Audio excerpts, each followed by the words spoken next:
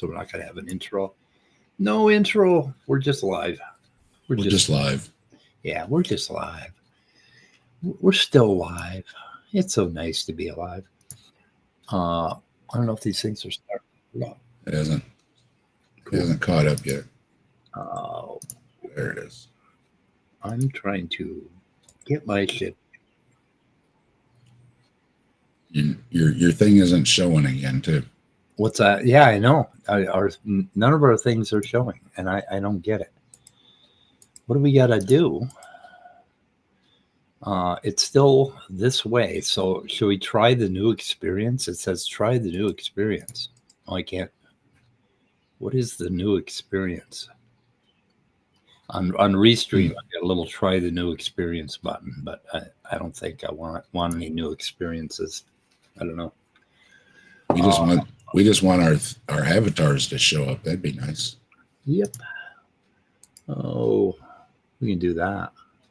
So this is Cell's latest victim, and I put a link to Pocketlocker's video in my description. So because he covered this yesterday, and I think he did a pretty good job from what I saw. I didn't get a chance to watch it all, but Yep, I was there. He chewed on Sal pretty good. He did a good job. So. And put a link to Dr. Chris Thompson was on Aron talking about some sort of ESP proof that somebody thought they had.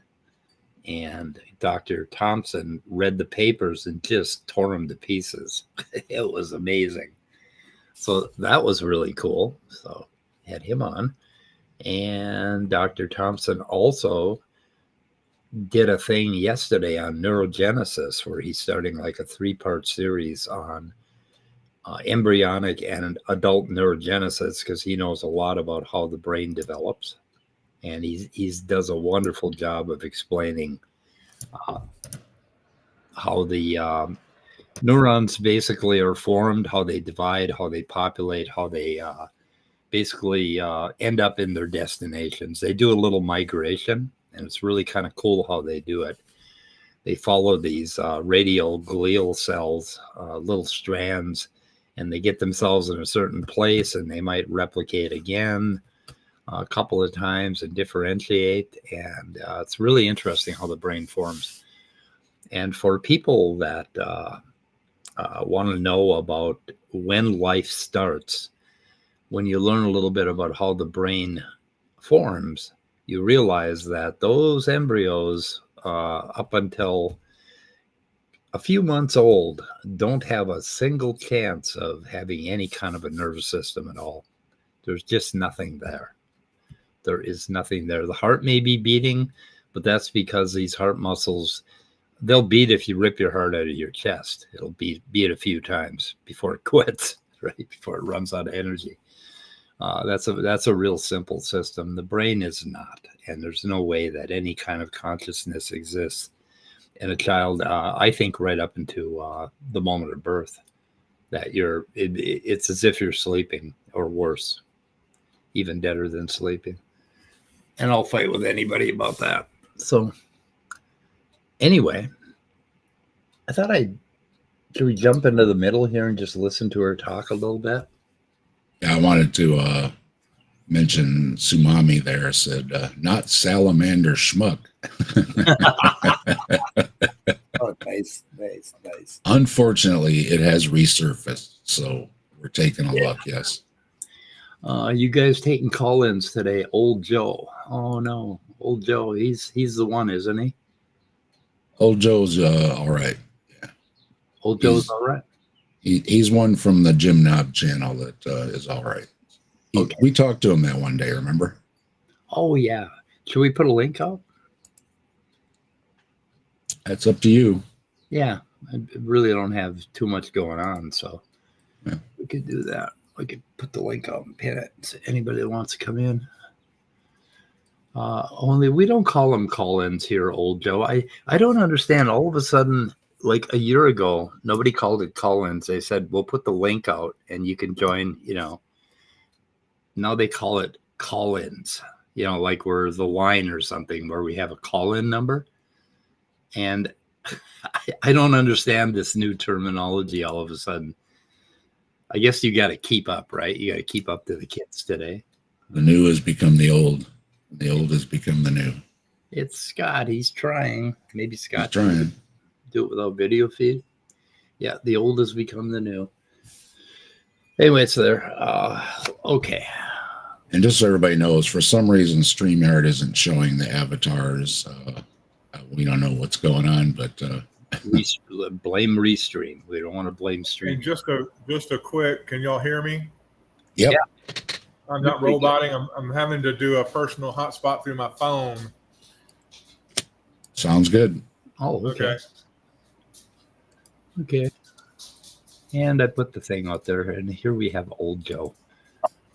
Old Joe. Hello, gentlemen. Can you hear me? I can. Yeah. Yep. Hello, Joe. Hello, everybody. Hey, what I was hoping to do today, I called in and expressed my support for some of Jim Bob's theories and standpoints, but I also told you that I'm an agnostic. So what I would like to do today briefly and not take up too much of your time is go through specifically. In his last stream, it became quite clear to me where my worldview separates from his. Okay. And I would like to go through specifically, if I can. Now, once again, language is blunt. For me, words are blunt tools, and we're talking about things on the edge of my intellect. So if I'm clumsy about it, I would ask for some forgiveness. Okay. Go ahead. Yeah, sounds like something fun to do. Okay. When we get into material that we can conceptualize, it's very easy to get into the weeds. And sometimes I watched a debate with Jay Dyer, and sometimes I think the people on the theistic side are guilty of doing this and perhaps using language as a way to mask or maybe even invent an understanding that they don't have. Does that sound fair? Sure. Yep. Yes. Yep. Okay, so would it be fair of me to say that the information that passes between us, the concepts, are bounded and restricted by my ability to convey those concepts, very similar to the amount of weight I can lift, is bounded by my physical strength unless I augment it somehow. Is that a fair statement? Yep. Yeah, that is. So if I talk in terms of somebody who can lift an amount of weight unassisted, but I really cannot demonstrate my ability to do that, or I grant myself that ability, I would say that immediately I've disqualified the arguments I make on that basis. That's my feeling. Yep. So that's what I've been saying is I don't think Jim Bob understands that he's not explaining anything clearly. And I think that's kind of what you're saying is that he's using a lot of words, but it's not doing him any good. If we don't know what the heck he's saying. There's some depth in his thinking that I wasn't exposed to before, particularly around free will, but I'm going to leave that for now. And I'm going to talk about the foundation and where I would take issue. And I think that it's fair of me to question anybody and their worldview if we're seeking the truth. Now, I mentioned before in terms of spirituality, my belief is there is an objective truth that we're bound to, and I believe we should seek it. If my opinions happen to be incorrect, then I want them corrected.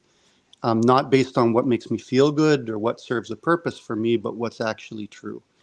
So I think if you look, say, in terms of the tag that they constantly use, one of the things that they will say is, did the laws of logic exist before the human mind existed? Is this your understanding? Have I gotten that correctly of the argument they use? Yes. Yes. Okay. So going back to the amount of weight you can lift and making claims, I believe that argument rests on a certain individual's ability to conceptualize what the laws of logic are and how they function and how logic itself functions. It's my belief that as a species, we're extremely limited in this regard. And I think in asking that question, there is a presupposition made, a self-granting of an understanding of the reality around us that simply does not exist. What I'm saying is that the argument at its foundation rides on an understanding that we as humanity do not possess. That's my argument. Okay. That's where you would differ with Jim Bob? I would differ from Jim Bob in that regard, in a couple regards. Yeah. That's the more ethereal piece. In terms of more concrete thinking and things that are more easily conceptualized, I think that when we look at how the world functions in terms of evolution, in terms of those species that are successful and those that are not, there is an opportunity for a bunch of ideas to be tried out in nature. And those ideas that are not successful fail, and those ones that are successful succeed. And we get this blossoming of life and this variety of circumstances that we have on the planet. I think the same thing is true of ideas, of concepts. And the concepts that prove themselves to be true against objective reality tend to survive, and those that do not prove themselves to be true, an example would be smoking is good for your health, those kind of ideas tend to die. And I don't think Jim Bob and the people that support him would agree with me. I think they believe that your ideas and your speech and your thoughts and your behavior should be guided solely by a church authority. And Right. I think this is restrictive. I think we've seen societies like that throughout history that have stagnated. I do not believe that's how we should lead I believe that we should be bounded by tradition and custom, and I believe religion serves a purpose. But I do not believe that we should be relying on a single authority as a source of all answers. I think in doing so, it stagnates growth for us as a species. That's my belief. Yeah, there's always going to be a new situation that is so complicated that any rules that we write down in the past aren't going to apply to it. There's going to have to be a reckoning, basically, with this new kind of situation.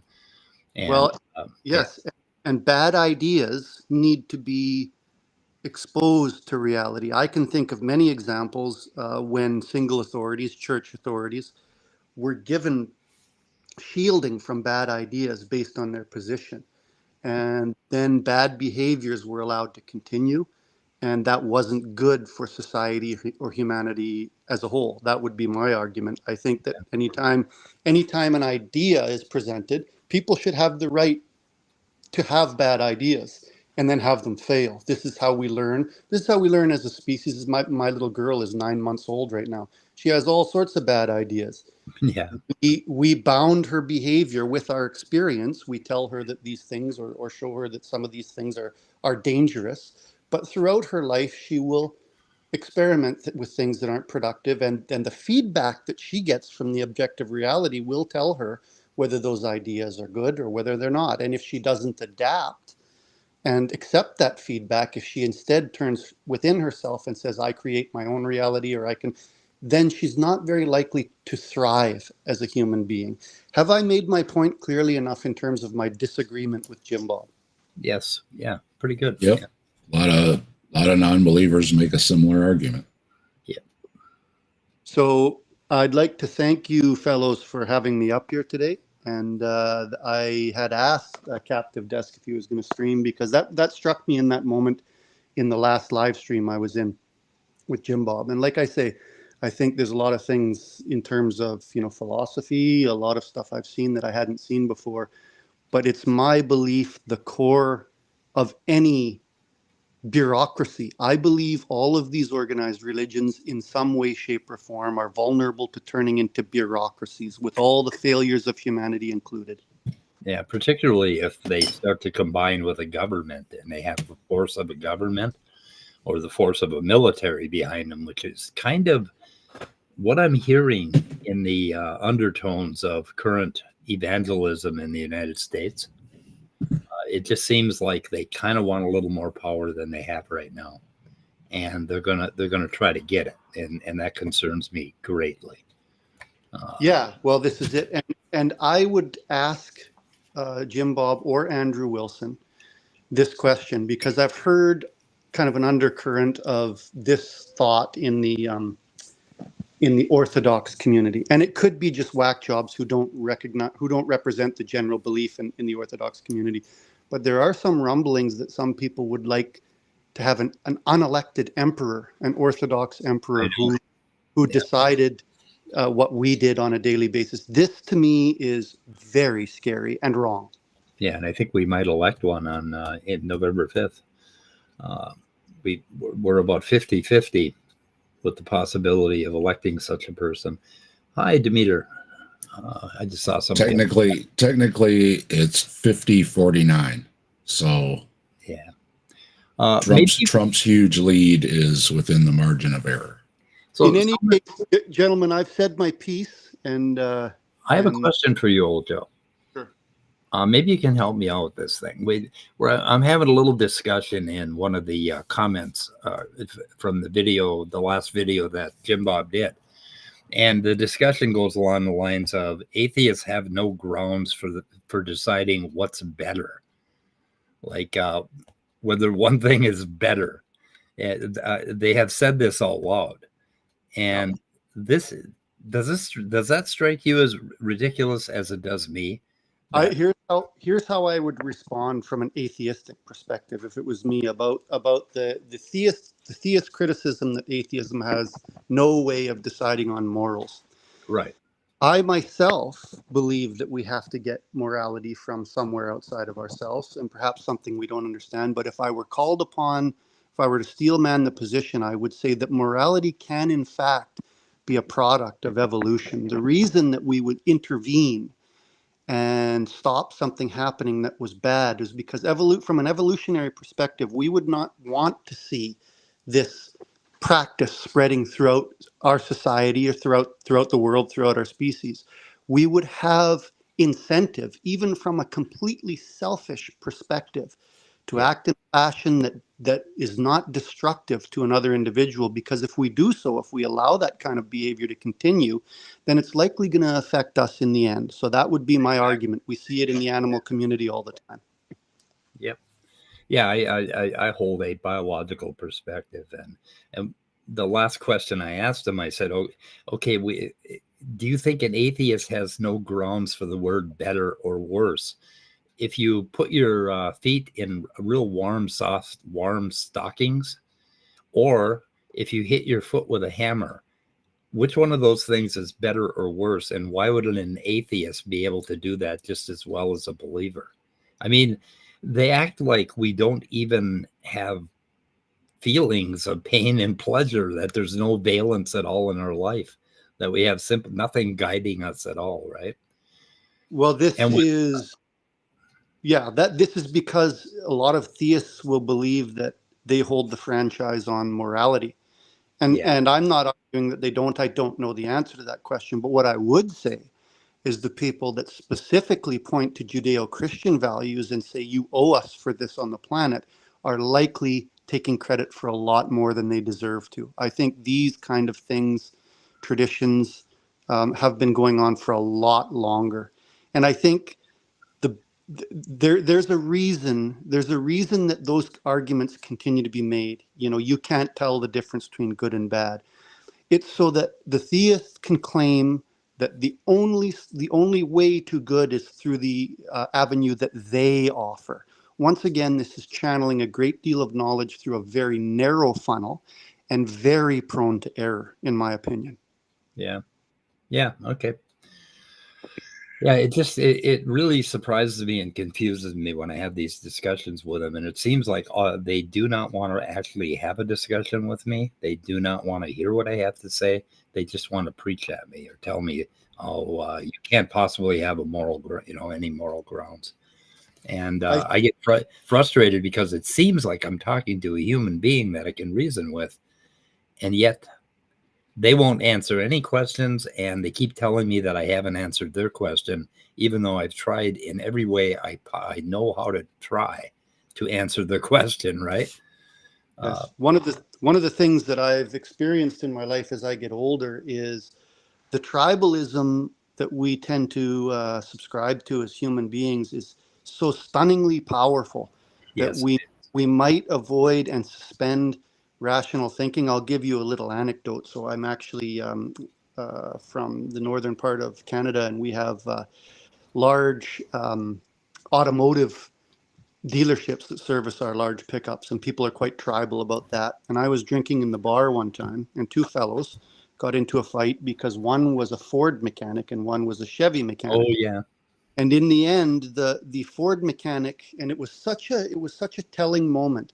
The Ford mechanic was standing on top of a table, screaming at the top of his lungs, "I am Ford! I am Ford!" He Yeah. literally believed he was this Right. thing that he was fighting for. He was no longer separate from it and was no longer thinking logically. Yeah. And this, in my opinion, is one of the deadliest traps as a species we can fall into. Yeah. And we fall into it very easily. We're designed for that tribalism. That's right. We have these concentric circles around our own selfish survival needs, our immediate family, our children and spouse, and then our community, our extended family, and then our community around that. And it's so obvious that we care more about what is closer to us, which is natural, and you almost can't get around that because you can't afford to care as much about a stranger as you have to care about your children, right? You don't have enough resources to care.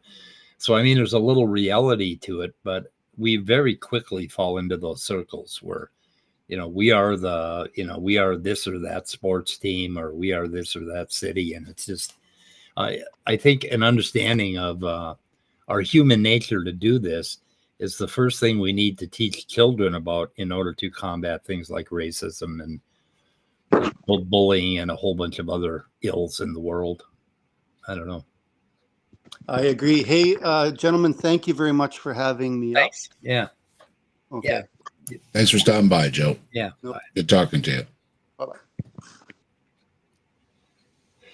Bye-bye. Anyway, I have to put a star by his name. I like him. So it's hard to keep all these handles straight. And it's amazing that, you can get somebody from Jim Bob's channel to come on here and talk civilly and say, okay, nice talking to you, and we'll see you later. It's like amazing.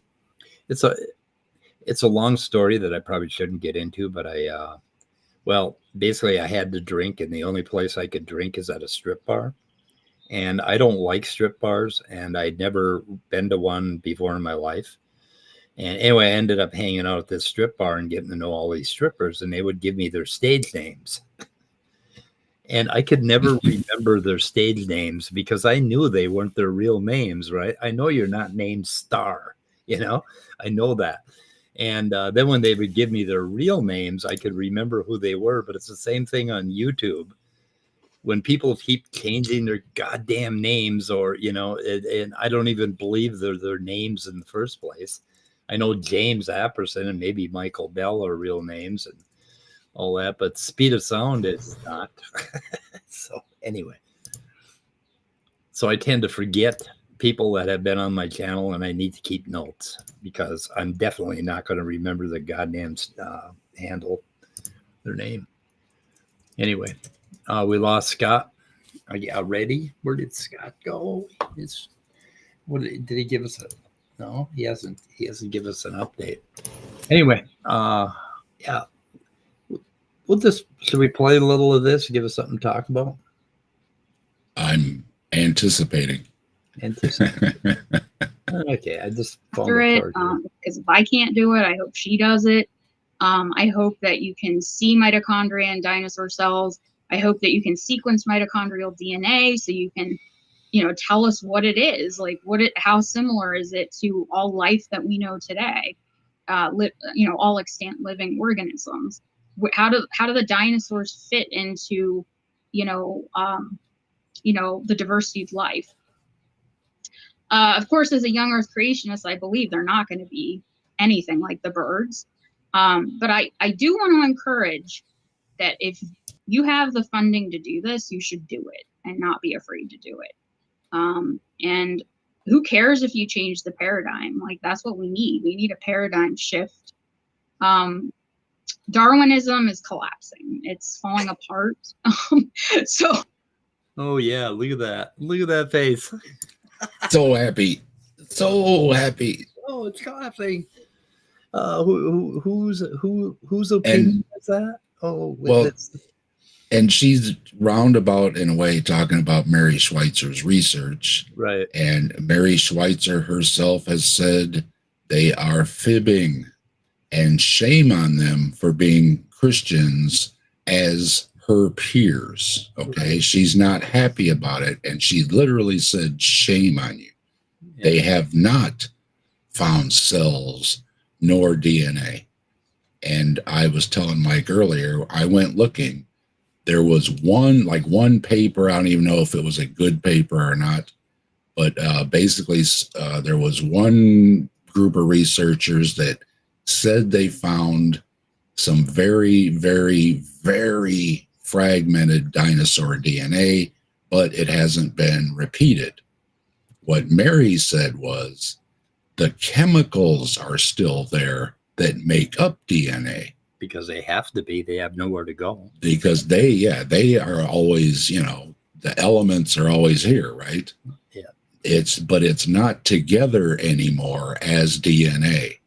And they are totally fibbing about everything. And Mary has outright addressed it, that they are fibbing about her stuff, and shame on them. They do not have blood cells. She keeps talking about the dinosaur cells.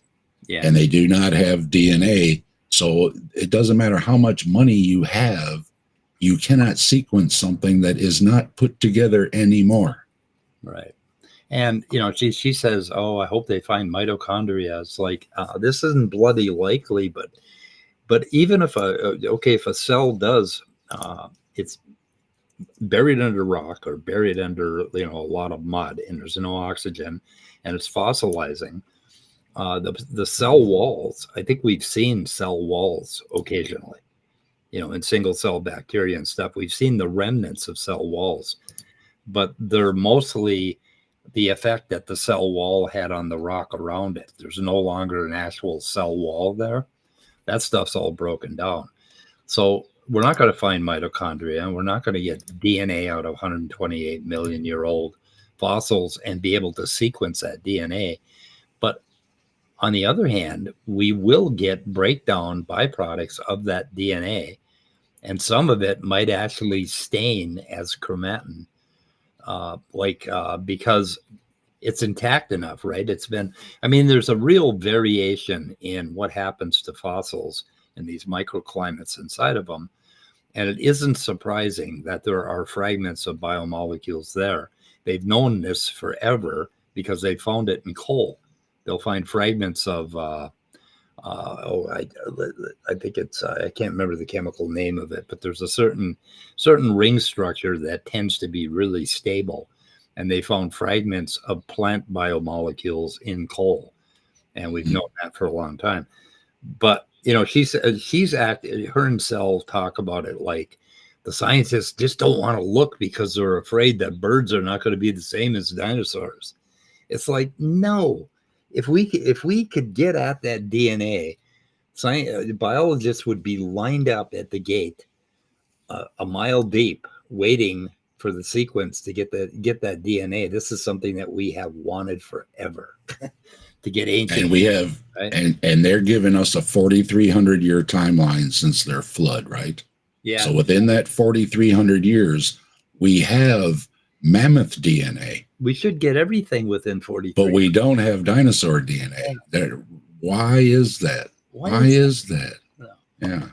Well, it's because we only look at mammoths and we haven't looked at the dinosaurs yet.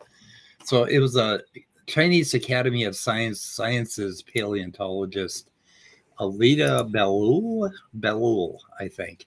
And they found basically that's the only real good trace that they found. And it was from staining, where they found something that indicates that they may have some DNA there, and whether or not they can extract it. The other problem is that they found new unidentified microbes inside of some of these fossils, and they screw up the whole DNA sequencing thing.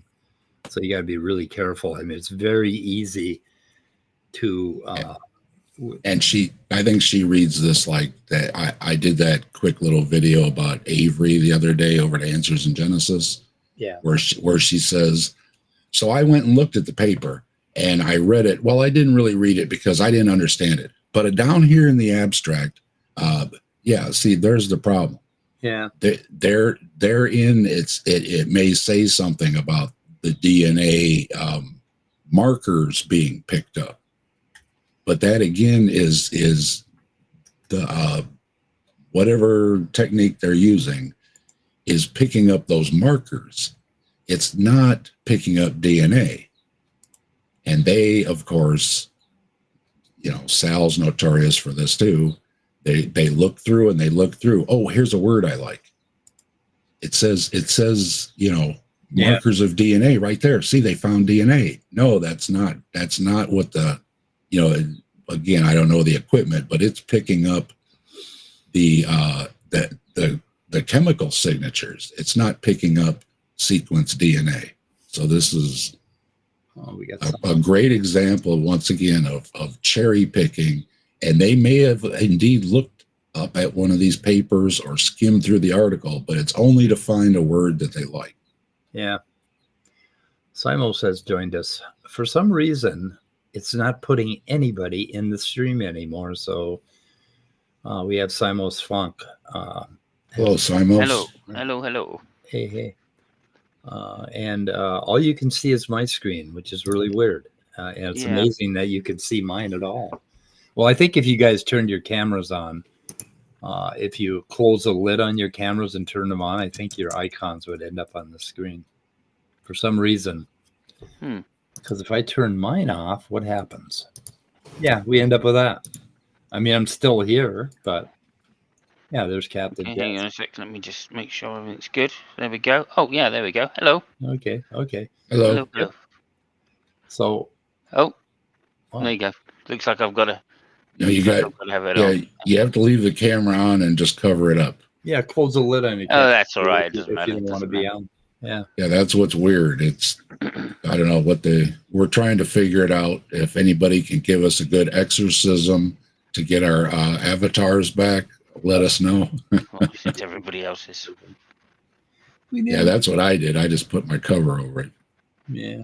I don't have a cover, but I think we need a paradigm shift, and I think dinosaur DNA sequencing could help with that. So. Oh yeah, it would help with that, because dinosaur DNA sequencing would give us a really clear idea.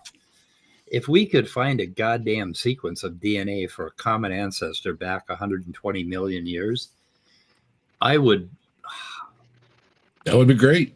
I'd be running around the yard just screaming and fucking firing my weapon off into the air. It's like, yay! It reminds me. Remember in Jurassic Park when they first get there? Yeah. And he first sees that dinosaur walking. You're telling me that a paleontologist would give their kidney or whatever, you know what I mean, to have that. It's ridiculous that they don't want that.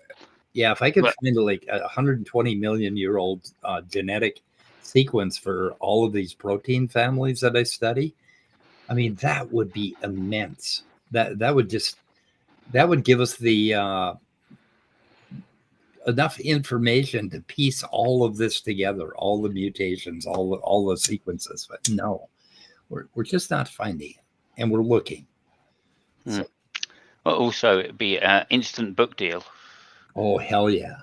Right. So like, there's why are people hiding this? You know what I mean? Oh yeah. It's the conspiracy theory gone wild again. Well, that's kind of what they're talking about here, and they have been talking about it during this entire video. Of course they have. Because they haven't got any facts to talk about, Well, and if there's a big conspiracy, the scientists sure screwed up when they gave us the internet. Yeah. Right? I mean, the worst thing, everybody knows, countries like North Korea or whatever, they, part of their power is, keeping that iron fist, right? Right. But when you give the whole world communication, of course, it never makes any sense. But yeah. Do we have any information on this professor? No, she does not give her last name. She She worked for the, let's see, what was it? The California Academy of Sciences. It's a natural history museum kind of thing. It's like a public outreach. Okay. She worked there, and it sounded at one point in this interview, I don't know if you caught it, Dave, she said something about being tossed out when they found out she was a young earth creationist. Yeah, because she went in there telling them that she already knows better, and all the biologists are dum-dums. That's why. Yeah. Okay, fair enough. So I think she lost her job, and she's not giving her last name. So not because of her beliefs. Oh no. They always want to say, yeah, they got bounced because of their beliefs. No, it's not. They didn't. It's because of what they were saying, and similar to like Jordan Peterson. That's why he got in trouble. Yeah. Okay, is because he was bad mouthing, faculty and the bosses and stuff. You know what I mean? And it's like, anybody would get in trouble if you were bad mouthing your coworkers and your boss every day, right? You're not immune just because now of course tenure comes into play, blah blah blah. But it's always my freedom of speech, blah blah blah blah, and it's like that ends at work, that ends at school, that ends when you're in the military. You know what I mean? When you're in these certain areas, there's a certain understanding of you don't have to be there, right? You can go home and run your mouth, but that doesn't mean you can do it in every, especially in a place of business and stuff. Or and a university is a place of business. Bottom line. Yeah. The only place that can fire you legally for your religious views are religions. Those guys exactly. Can. Ironically, but everybody else can't. But prior service military, I can tell you that it was extremely limited on what we can do with our public space while serving. But even at that, you shouldn't. Well, just running your mouth though, Michael. Are you gonna say, yo, drill sergeant, you big dum dum? Right? That's gonna go over really well, right? Right. Oh, wait a minute. There's a general walking by. Hey, I'm gonna flip him the bird. How you like that, General? Right? No. You have to salute, right? That's protocol. There are certain things you can't do, even if you want to. Now in public, I can walk up to the general and flip him off. Okay, but that's separation. In one case, one of my buddies who was a prior service Marine, he was IT like me, and he had to go in this officer's office, and she couldn't figure out how come she kept losing data. But this is back in the days of the 5.5 floppy, and what she had done is taken a magnet and stuck it to her desk. Oh, no. Right? So the Marine that came in to help her, my buddy, he's like, "Excuse me, ma'am," turned around, walked out. And then when he composed himself, he walked back in, and she's like, "You had to walk out so you can laugh at me." And he's like, "Yes, ma'am, I did." But the mics kept falling off. There's a meme of a Windows 95 disk with a refrigerator magnet, and it's stuck on the refrigerator. Do not lose. This is the recovery disk. Right. Yeah, I used to put strong speaker magnets on each side of my hard disk so that I could preserve the information, so I could magnetically hold it there. That was when they came out with the desktop computer that had the speakers attached to the monitor. What maniac decided that was a good idea? Oh yeah. Seriously, wow. The same one that stuck the recovery disk to the refrigerator with a magnet. Right. So I got a little clip here at the beginning that kind of explains why these people get fired from positions. And I have been very successful in obtaining research grants from the National Science Foundation and also the National Institute of Health. So the National Science Foundation was specifically for biodiversity research as it related to sea slug diversity. And then with the National Institute of Health, it's coming. I was looking at marine natural products and drug discovery in the Philippines under the International Cooperative Biodiversity Group. I love teaching. I love sharing the natural world with my students. And I really like educating them about just how wonderful the details of science are and how that testifies to a creator making all of nature. There you go. It's that little added part that, oh, I love sharing the details of science and the wonders of the natural world, and that it's the glory of God and the creator that made them, and it testifies to the creator. And there you cross the line. God damn it.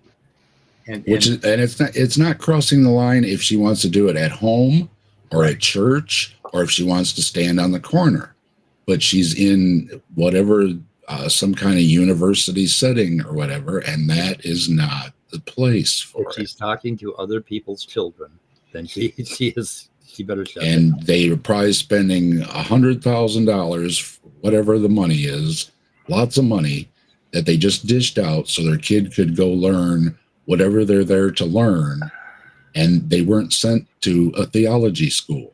Yeah. Well, one of the things that gets me about this whole deal, especially about them trying to push their religion into schools and shit like that, is the sheer arrogance to ignore the other 3,990 other religions out there. Oh, this is the only one. I mean, just keep that shit at home. Yeah. You got churches, you got church functions, you got after school stuff, you've got weekends, you got TV, you got radio. I mean, there's all the church they could ever want outside of school. Just leave that there. Yeah. Well, Mike was pointing out they've got all these things. Aron Ra covered the what's it called, 2025, whatever the thing is. You've got the 7 mountains where they have their creed they put up on the big screen that it's to take over and have Christian rule. Oh yeah, well, we see it right here going on, sadly, right now in the U.S. Even though the numbers are dropping, and the numbers are dropping from the youngsters that have seen all the hatred and bigotry and shit like that, and the hypocrisy of it all. But the youngsters aren't the ones doing the voting, and it's the evangelicals and the old parts that are trying to push through all this religious in our legislation and in our schools and shit like that, and they're the ones getting away with this shit. To their credit, the big religious bloc is good at turning out voters. Yeah, and that's why the orange thing has to pretend that he's a believer, because that's how he got in the first time. Yeah, it's a big voting bloc. Yeah, we're not gonna publicly say who she is, but I think we found out. So anyway, with a little sleuthing, you can find out who this person is, but we're not going to, we're not. She works for a Bible college. Go figure. Yeah, surprise. Well, Bart Ehrman, I like the way he speaks. I like the way he writes. We disagree on 1 or 2 points, but he works for a Bible college, and he now declares himself as an agnostic, although a lot of people claim he's atheist. But he doesn't even mention any of that in his classes. He just gives them the background on NT without mentioning any of that to his. And that's why he keeps his job. That's why he keeps his job, right? Yeah, because if he was saying, "Hey, you're all a bunch of dummies," again, there's going to be parents at home that are saying, "Hey, I'm paying my kids to learn theology at this school.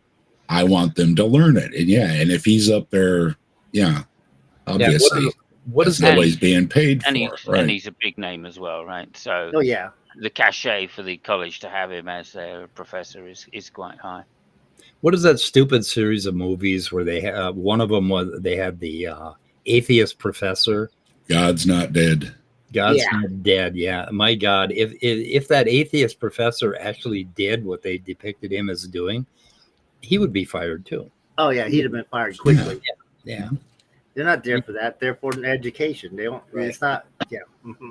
Well, and one of the ones a lot of the creationists pull up that got fired from his job was somebody that wasn't even in a position to teach. They were brought in to help the professor prepare the lab stuff or whatever. He was like an assistant or whatever, and he was talking and saying stuff to students, and it's like, hold on, you're not the teacher, and that's why he got in trouble. Well, again, it wasn't his beliefs. It was he was in no position to even say anything in the classroom. right? He was just supposed to swab petri dishes or whatever he was there for, right? So yeah, when you actually get the story, it's never because of their beliefs. Never once. Yeah, because it's illegal. And you it's illegal. That's right. Get sued for it. And we would stand up for it too. We would say, hey, that's not right, because this is in our country, you can have your religion, okay? And so we would stand up for them too. So you got Purple Rhymes with Orange in your chat, and Robin Webster, and John, people I don't know, John Fapiano? If you look in your private chat there, in your not private chat, your side chat there, old Joe is asking a question. Old Joe is asking in my chat. Where is it again? Are you guys taking call-ins or something like that? Oh no, that was earlier. Yeah, that was earlier, was it? Okay, mine's catching up. Okay, he's already. Thanks, Purple. I just want to say I was in a hangout with Sal and a few other Rebecca and a few other people. This is a little while, 6-8 months ago, or something like that. And somebody asked the question of why so many people in America are creationists. Yeah. And I answered straight out, just honestly, in my opinion, well, it's obviously it's education, bad education. And then so, in fact, I think it's Rebecca turned around and said, "Well, two of us have got degrees." Yeah. So I just said, "Well, degrees in what though?" Yeah. Well, and the conversation went downhill. We got some disturbing stats, and it's been going worse all the time. But the current reading level of the high school graduate is about 6th grade. So yeah, it's not going well. I wonder what's happening. I don't know. Yeah. I wonder what's going on. I hope to hell it isn't evolutionary, basically, that we're changing that rapidly. I have no idea what it is. Well, I'm hoping there'll be a balance in listening level, but it doesn't appear that way when you talk to people. Well, funding and, of course, with religion trying to push your way into everything, you ought to see what schools here in Texas are doing. It's freaking horrible. One of the recent school books that Texas just authorized is that Moses actually helped found the USA or some sort of shit like that. God. It's just off the chain bad, and things are getting worse because they're allowing this to happen. It's the old timers in government that are, that's right, and then the kids aren't learning anything. They get tired of washing out. It's just horrible. Yeah. Do you know what's really sad about Texas? I was in 8th grade and I went to Texas and lived with my brother. And I switched from a Minnesota school in northern Minnesota to 8th grade in Texas. And I had to work my ass off. And they offered me I think I was taking American literature as an elective for English. And I was taking tennis as an elective for Phi Ed. And later, if I'd stuck it out, I could have taken physiology for elective for biology. And the Texas school was 2 years or more ahead of the Minnesota school. And somebody told me that today that's not the case anymore in Texas at all, that they've slipped way behind what our education was. But that was my experience. I can address this directly as someone who's been through it. I lived in I lived in 7 states, 2 cities each, 4 cities in Florida and 2 in Germany. And honestly, I had 3 different high schools, Kansas, Florida, and Germany. And the problem is we don't have a standard of education nationwide. Yeah. It's ruled statewide and then ruled locally, and that's all done by local funding. So there's not even an equivalent accreditation system. So in Kansas, it would take me 16 credit hours for 4 years. In Florida, 12 credit hours for 4 years. Now, both of those maths add up unless you interchange them like I had to do. Then I went to Germany, where it's based off of Baltimore, Maryland school system, which is 32 credit hours for 4 years. And none of the systems added up. So there's no standard of education, unlike, say, Japan, and I don't know about China possibly, but there's no standard of education. So in order to bring our scores up, we got to actually bring our standards up, not down. I knew a gal, she was one of my best friends in Florida. She attended 12 years of school, and instead of getting at least a GED or a graduation, they just kept pushing her up to the charts. She got out as a functional illiterate, and they just gave her a certificate of completion. She literally could not sign her own name. That's how they just kept pushing her up there. I mean, there's something wrong with that. Sorry, go ahead. Yeah, the schools in Minnesota are far better now than they were back in the 60s. In the 60s, they tried, but they were just really bad. I mean, they just didn't have. But anyway, that was my experience in the 60s going to Texas, is that Texas was way ahead of us in education. And today, that's not the case anymore. They've slipped back with this biblical bullshit. I agree, Robin. And I think that they are pushing us on purpose down so that, because you can't rule a population that's smart enough to like see what you're doing. Yeah. And I understand areas that, especially with the influence, like Joe has talked before about Kentucky having all the creationism in the schools and stuff. But I went to public schools and I had biology class. You know what I mean? I'm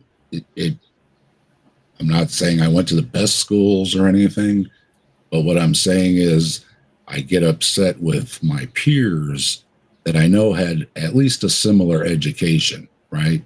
And should know better. You know what I mean? I'm not faulting people that in other areas, but in the public schools around here, we had biology class. So, you were in the same class as me, right? So.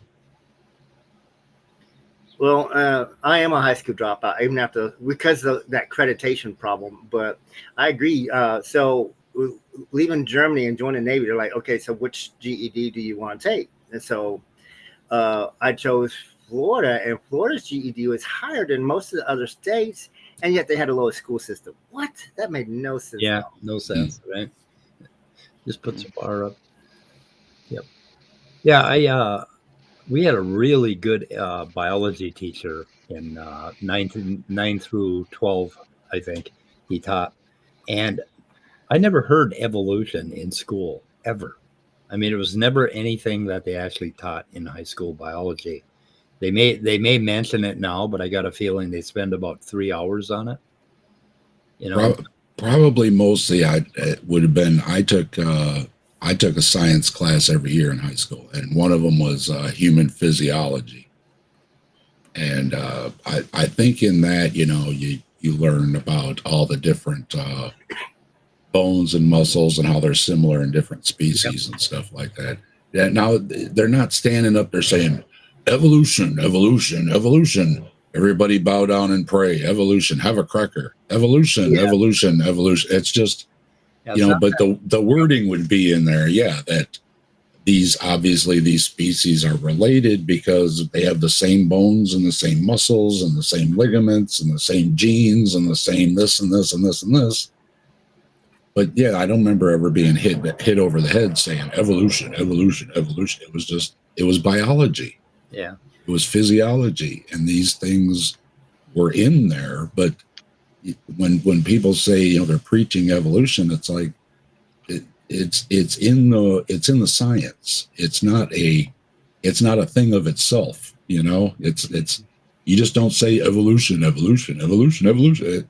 You talk about, look at the frog. We dissected a frog. I don't know if everybody did that. We did it. It was the classic thing. You dissected the frog, right? And look what's in there. Wow, there's the little heart, kind of looks like yours, right? Yeah. And there's the liver and all that. Yeah. And without having to say evolution, evolution. Yeah. Hey, Purple. Yeah, the Catholic Church, actually, I think the Catholic Church was fine with evolution before they were fine with left-handed people. Because I know when I was a kid, I did have to get two grades with Catholic school, and I was left-handed at the time. No, I'm not anymore. So, thanks to yardstick and I mean none, but okay. But at least okay. So even my gripes about the church and the Catholic primary school, their education was 2 grades higher than public school. So when I got out of Catholic school in 3rd grade, I had to wait till 5th grade before they caught up. Of course, that was Florida at the time, but I mean, come on, guys, something's got to be done here. Yeah, one of the things I've always found a little strange, shall we say, is for a start, evolution as an idea was accepted by Christians before Darwin, of course. It was only when Darwin made it a more rigorous empirical science that things started to, a few of the fundamentalists started to have problems with it. So that's interesting. But the point I wanted to make most, I guess, which is why I kind of came on, is that even the fundamentalists accept evolution when they put the word micro on it. Yeah. Right. And we know that there's no distinction between macro and micro. Right. They didn't always accept that. Like back in the 60s and 70s, I think they were beaten into it by the facts. Yeah, but what I'm saying is the idea of evolution is a Christian idea, right? Or at least in terms of the West. Before Darwin, people realized that there was this connection going on. We're all animals, etc., etc. There was no real contradiction. Darwin put it on a scientific basis. And when it was put on a scientific basis, that excluded God from doing it. So they thought. It doesn't, of course, but, that's what they thought. So, and that made it a lot more rigorous and empirical. And so the arguments then started coming that it could be done, or at least diversification could be done without God. And so atheists obviously wanted to emphasize that point. But it makes no difference. It absolutely makes no difference. So that's why the Catholic Church had to accept it in the end. Right? It's because, they have to accept microevolution. They have to accept that. Well, I think the Catholic Church is a little different in that they go for a more metaphorical interpretation of Christianity. At least I don't know much about Catholics or Christianity, but I've had occasion to talk to some priests, and they just did not seem to me to believe in anything supernatural at all. They were more metaphorical in their religion. Well, they do like to throw out magic. They don't want to conflate magic with miracles. Right. They're very scared about that happening. So as someone who studied I attempted to be clergy in both Catholic and Baptist denominations. And one of the things I noticed, so most people in the church consider the communion thing to be ritualistic. All right. It's not, it has nothing to do with actual magic. The problem I came into, there's a couple with the Catholic Church, but one of them is I got a hold of a Jesuit textbook. And a Jesuit is the highest order of the Catholic Church. And not everybody comes from the same order. It's different colleges and shit like that. And Jesuits are their lawyers and their doctors and shit. But in one of the Jesuit handbooks, it literally said, seeing as we know God can do anything, we must assume that the wafers now of the body and the blood's now the wine. So it actually said it in the text, but this is supposedly the magic that happened, which I caught way off guard. I had not left my determination to leave the priesthood of Catholicism yet. There's some other problems that went on. And then when I found those and I confronted a local priest about it, I got the answers I didn't want, well, per se. It actually pushed me out of there. And then I went and tried Baptist, found out they were wrong too. Then I went just straight to the book and I found out the book's wrong about the book. So it's been an interesting road. Yeah. I don't know, Ellen Watts was a Buddhist interpreter in America, and he talked about Christianity, and he said that if he had to choose a Christian religion to be a part of, or a Christian denomination to be a part of, it would be Catholicism, because they had all of this ritual, and when you walked into a Catholic church, you got this certain feeling of spirituality and holiness, right? I mean, it was you could hear the choir singing, and they talked in Latin, and basically it was all sort of surreal and spooky. Yeah, and his idea was that that's what it's about. It's about the feeling. It's not about the dogma at all. And also, the Catholic Church has a sense that, they have this infallible argument against other forms of Christianity, it seems, which is, the Bible supports their idea of popeism. Right. That- Now, I know Protestants completely disagree with this, of Yeah. course, but you try arguing with the Catholic on any particular point about the Bible, and they will just come straight out and say, it's tradition. Well, that was one of the issues I had with the Catholics. All the Protestants they just didn't know what was going on, so they're going to go to hell. And then the Baptists, like, Catholics aren't even Christian. So I mean, I've got the view from both sides of this argument. And then, of course, after that, I would have been out of the religion so much quicker if I had access to this much information, because there's 40,000 denominations of Christianity. These people can't even agree on their own book. Yeah. So yeah. That's what I always point out, that with all the attacks that the religions do on other groups, in the end, if they had their own way, they would end up infighting and go after themselves, because that's just what they want to do, is they want to have the conflict. That's the idea I got about this evolution creationism thing. We should just let the fundies and the Catholics fight it out, and leave us atheists out of it. We're minority in this country. I'd love to agree with you, but that's playing into their hands, because there's nothing more than they like than being the victim.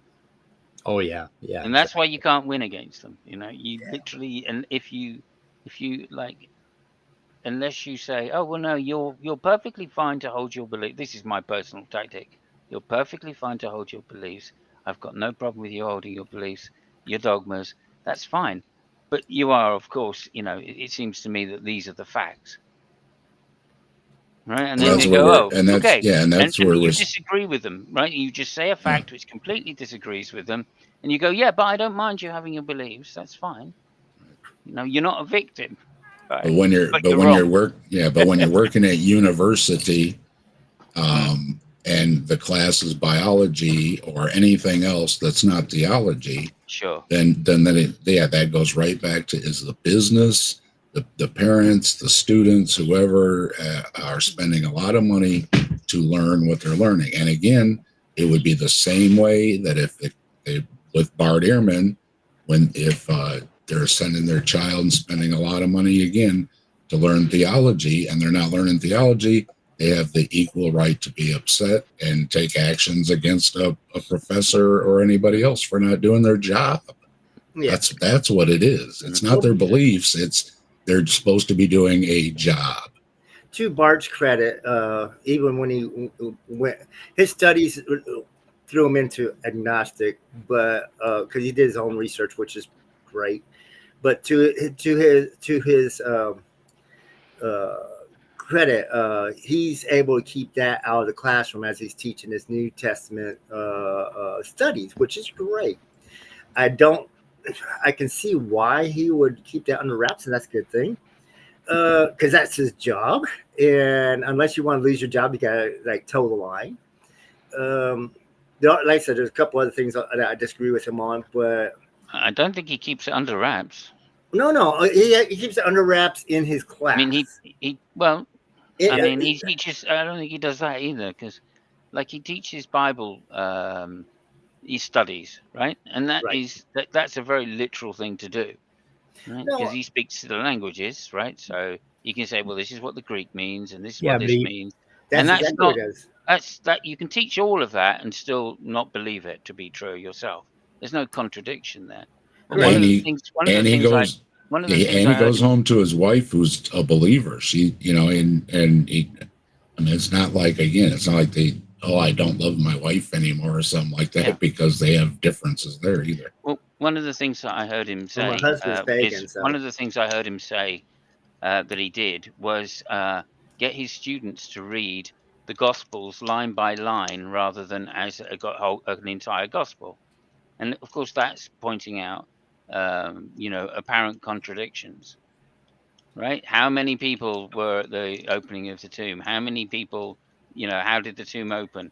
How did, like all of this stuff, right? And he will get his students to go through that. Well, hang on. Now, one of the things I will say is that is arming them against future criticism, right? And that's the way it can be defended. But at the same time, right, they also are being exposed to very good arguments of textual criticism against the book. right? So you can see how he can justify some of what he does in terms of his, he's strengthening the students against criticism, which gives them a better, stronger belief, like we know. You will use your reason and your education to defend your views, not to change it necessarily. And so, I don't think there's any contradiction with him saying, well, look, I'm an agnostic and I'm going to teach things which may challenge the students. Well, he has actually stated that he doesn't even bring that up. He has actually stated that most of his students don't even know that till like close to in the class, if they even ask him. But for me, one of the things stated that he does this exercise with all of his students. One of the things that helped break me slowly away was one of my first papers was I was doing a study between Paul and the Gospels. Now, at that time, I did not have the data I got now. So I thought that because the way Gospels are written, it does look like it's firsthand. Hey, I saw this. Hey, I saw that. But I noticed a contrast between Paul's Jesus and the Gospel's Jesus. And I'm like, wait a minute. So actually, my paper is actually titled Paul versus the Gospels, where I thought Paul was the outlier because he actually admits he never met him.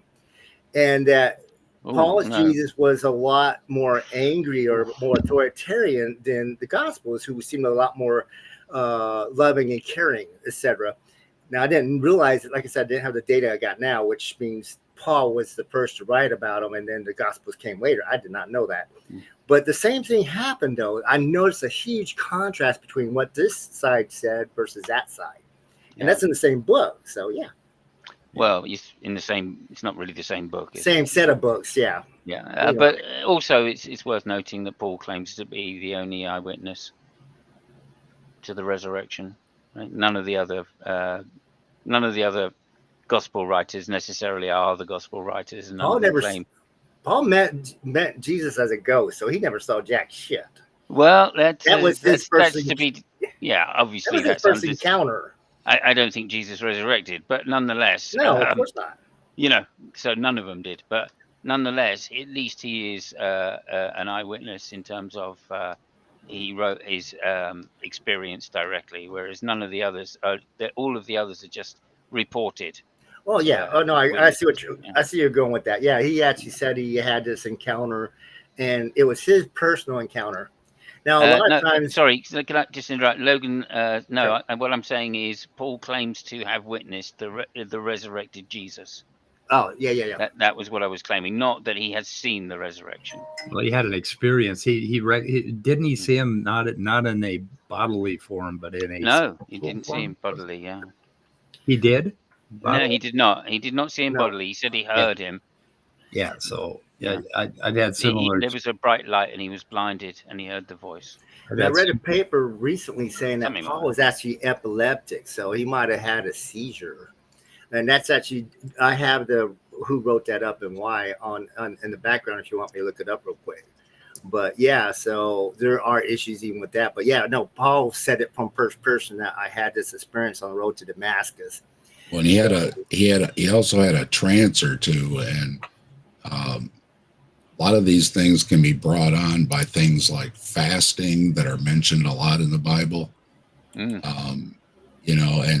sweating. A lot of ways to induce these things that cultures have done without using drugs, although some have also used drugs to induce these things. Okay, so the paper was written up by a paper on neuropsychiatry and clinical neurosis, and it was talking about St. Paul, Saul of Tarsus, and it said that he had. It has been speculated that in his religious experiences were resulted from temporal lobe epilepsy. And that was in a paper from, like I said, neuropsychiatry. So there's other people thinking on this. And then also another thing people didn't realize is in Paul's own writings, he says he lies for God. So there's that. Would that explain his temporary blindness problems? Yes. Because it would be like a striking, almost like an instant flash of brightness. So yeah. Yeah, I've got that paper passed out. Sounds like a reasonable explanation. Oh, James is here. Hi, James. Maybe too Hey, too guys. reasonable. Hello, James. Hey there, Hey, guys. James. So yeah, I've read that paper before. It's Dr. Robert Sapolsky. Is that Okay. Oh, Sapolsky? wow. Okay. Okay. Yeah. Oh, I have a different one by, let's see, D. Lansborough that talks about Paul's physical state at the time of his conversion. So let me see. So Sapolsky has one too, eh? Yeah. Let me go ahead and see if I can find that one. Anyway, I had one of these experiences when I was 15 years old, a burning bush experience that lasted for 3 days. And I've read accounts of people that have had similar experiences after an epileptic seizure. And something, basically for me, it was a extreme stress. I had a pretty fucked up teenage upbringing, and it launched me into this 3-day period where everything appeared like it was on fire. Like I mean, in a wonderful way, and it was an extremely peaceful experience, and it was very transformative. Some people just want to see the world burn. Yeah, right. Yeah. Anyway, that single experience transformed my entire life. It is still with me today, and it still basically has a lot to do with my calling myself a spiritual atheist, because it was a powerful experience. But I was an atheist before, during, and after the experience. I never saw God. I did get a lot of insights into my own situation, but I didn't see God.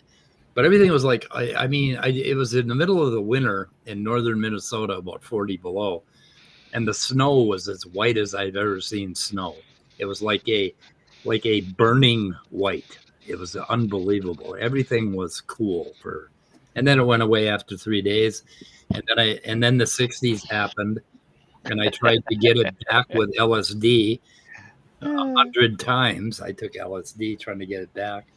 But it was really, really interesting. So, I mean, these experiences and what I've heard of Paul, some people have interpreted the burning bush as if you took some mushrooms and looked at a willow tree in the spring or the winter, they have a brilliant orange and red to them, and they look like they're on fire. So I don't know. Stephanie wants to know what Sal's doing. Oh, okay. This is the moment where Sal. This is the exact moment where Sal's guest says, let me quote here. Darwin's done or something. Is collapsing. It's falling apart. And Sal got that look on his face right at that moment. I mean, that is an orgasm of some sort. You can tell he's thinking, I'm vindicated. I'm vindicated. Yes. A biologist says it. I'm vindicated. This Bible school professor just told me that Darwinism is collapsing. Take that, all of academia. Yeah, I think professor is a little stretch there in my estimation, but anyway. Yeah. There you go. My hubby's pagan. I'm atheist, and he does sometimes still use his old prayer book and stuff like that. But we've had very few fights over it. Occasionally, it's come up where I've said nothing happens after death. He says there is because he calls himself a pagan Catholic, whatever. Yeah. But very few fights. We've been together 22 years, and most of our fights aren't over anything of that nature. So yeah. Yeah, I've got a close friend that believes in the woo. The more pagan spiritual stuff, and we carefully avoid confrontation over it. But every now and then I'll give her a zinger and she'll give me one. We'll have proof on both sides. It's there, but anyway, pretty cool. So Anyway, we got any more Sal tidbits there? Let's see. Okay, there's that part. I was going to say, it's nice to see Sal back. Yeah, I try to get along with folks on the internet, but as far as I know, Sal's the only one that has me blocked. I was kind of hoping he was gone forever and ever. I don't know. That's just me. Yeah, if he's out there, I don't know. So one fewer creationist in the world makes me happy. Yeah, no, I can understand it, but it is supposed to be a debate community, and I want them to be in awe of their creator, and I want them. I'm sorry. That's right. As passive aggressive opponents go, Sal's got no teeth, really. Yeah. Like his version of passive aggressive is just to say something like slam a book on the table, right? Well, he's got that stupid protein orchard argument. Everybody has been trying to talk him out of it. And he's going around giving talks on it. He's just embarrassing himself over and over again. And there you go. It's just there you go. And I guess that's probably a good thing. Let him embarrass himself. Yeah, obviously that's the way it's done. I mean, if we didn't have people to argue with or debate in inverted commas, then there wouldn't be much of a community, would it? A debate community. So yeah, if you can't cancel everybody on the other side and think that you're not going to end up in an echo chamber.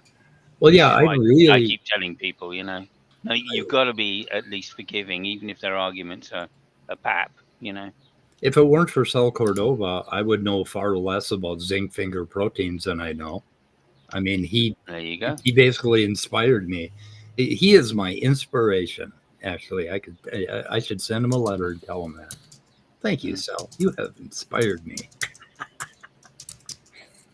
But I've got a directory with about 200 papers on zinc finger proteins, and I pretty much.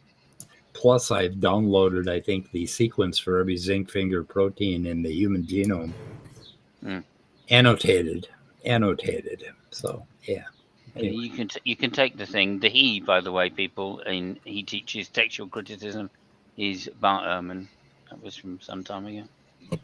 Purple says... I still have that message up? Yeah. That was a long time ago. Purple says Frank Turek... Bander. Yep. Yeah, I was on the Griftianity stream the other day when Turek was on there, and I kept getting timed out. I got timed out more than I've ever got timed out since the last time Frank Turek was live. Yeah. They don't like my questions. Frank don't like my questions at all, and neither do the mods. I'm Frank surprised. don't like questions. I've noticed that. He likes setup questions. He doesn't like real questions. Exactly. Dave, how long is it going to be before you and I get banned by Jim Bob? Well, B.S. Lewis said he got banned. I can't believe that. I thought they banned him. That's what he said earlier. He was asking old Joe if he could put the word in there to get him unbanned. He was on there all the time. I mean, it's I'm guessing we've got about a month left at the most, and we're going to get banned. Yeah, I even caught him on being a dum-dum, and he didn't block me, so I don't know. Let them have their echo chambers. Okay, this is a public service announcement for Purple Rhymes with Orange. You take the mushroom home, okay, and you bend it or squeeze it a little bit and wait for 5 or 10 minutes, and it should turn blue. The mushroom should have an annulus, a little noticeable ring. It'll have blue to purple spores or brown, and it will have a hollow stem. And you can be pretty goddamn sure you got the right mushrooms if all those things match up. Anyway, don't get the wrong ones though. Don't get the wrong ones. There are two other species of mushrooms that bruise blue. One of them is poisonous, but the blue is very, very different than psilocybin blue. So I would go ahead and look at pictures, but it's very easy because the psilocybin turns into a polymer as soon as you squeeze the mushroom a little bit, and it's very, very rapid. Those were the ones John was on when he saw that shit for the last books or whatever, Revelations. He's on those. Yeah. That's mushroom. Yeah. BS says he thinks his last video got too personal. Probably the eggplant there, BS.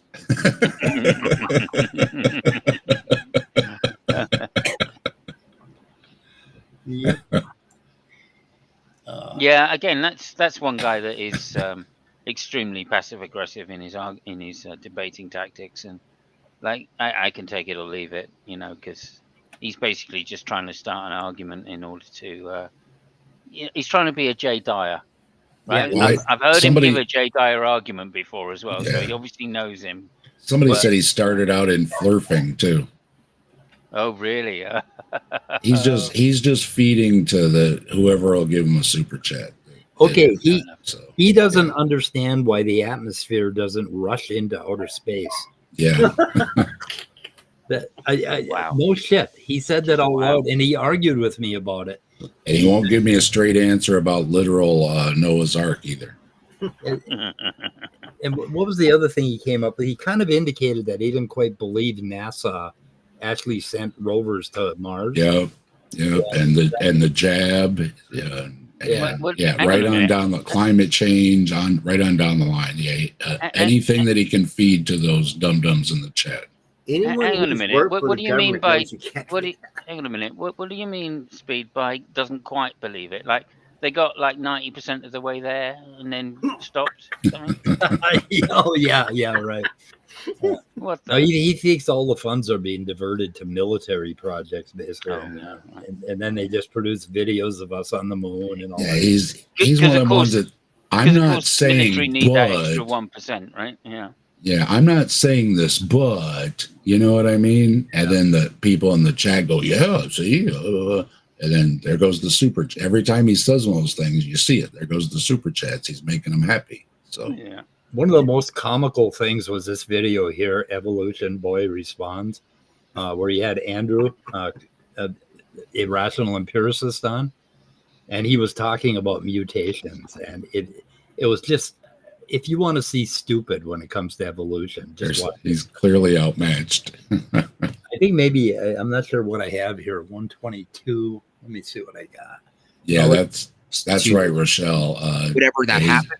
In our, It's full of conspiracy stuff. Let me play this for a minute. our time frame, it looks like random. Isn't that logically possible? Like mathematically, that something that we call random is still just an expression, but we don't fully grasp the full system of how rare it seems to us that this single thing happens. Sure, but that would only apply for a small sample size, where in this case mutations happen all the time. Right, but most mutations, do they produce a new directive system that produces new appendages? It's absolutely amazing. What? I don't know. And then he goes on and he starts saying, when does the mutation turn into a beneficial trait? And it's like, Well, okay.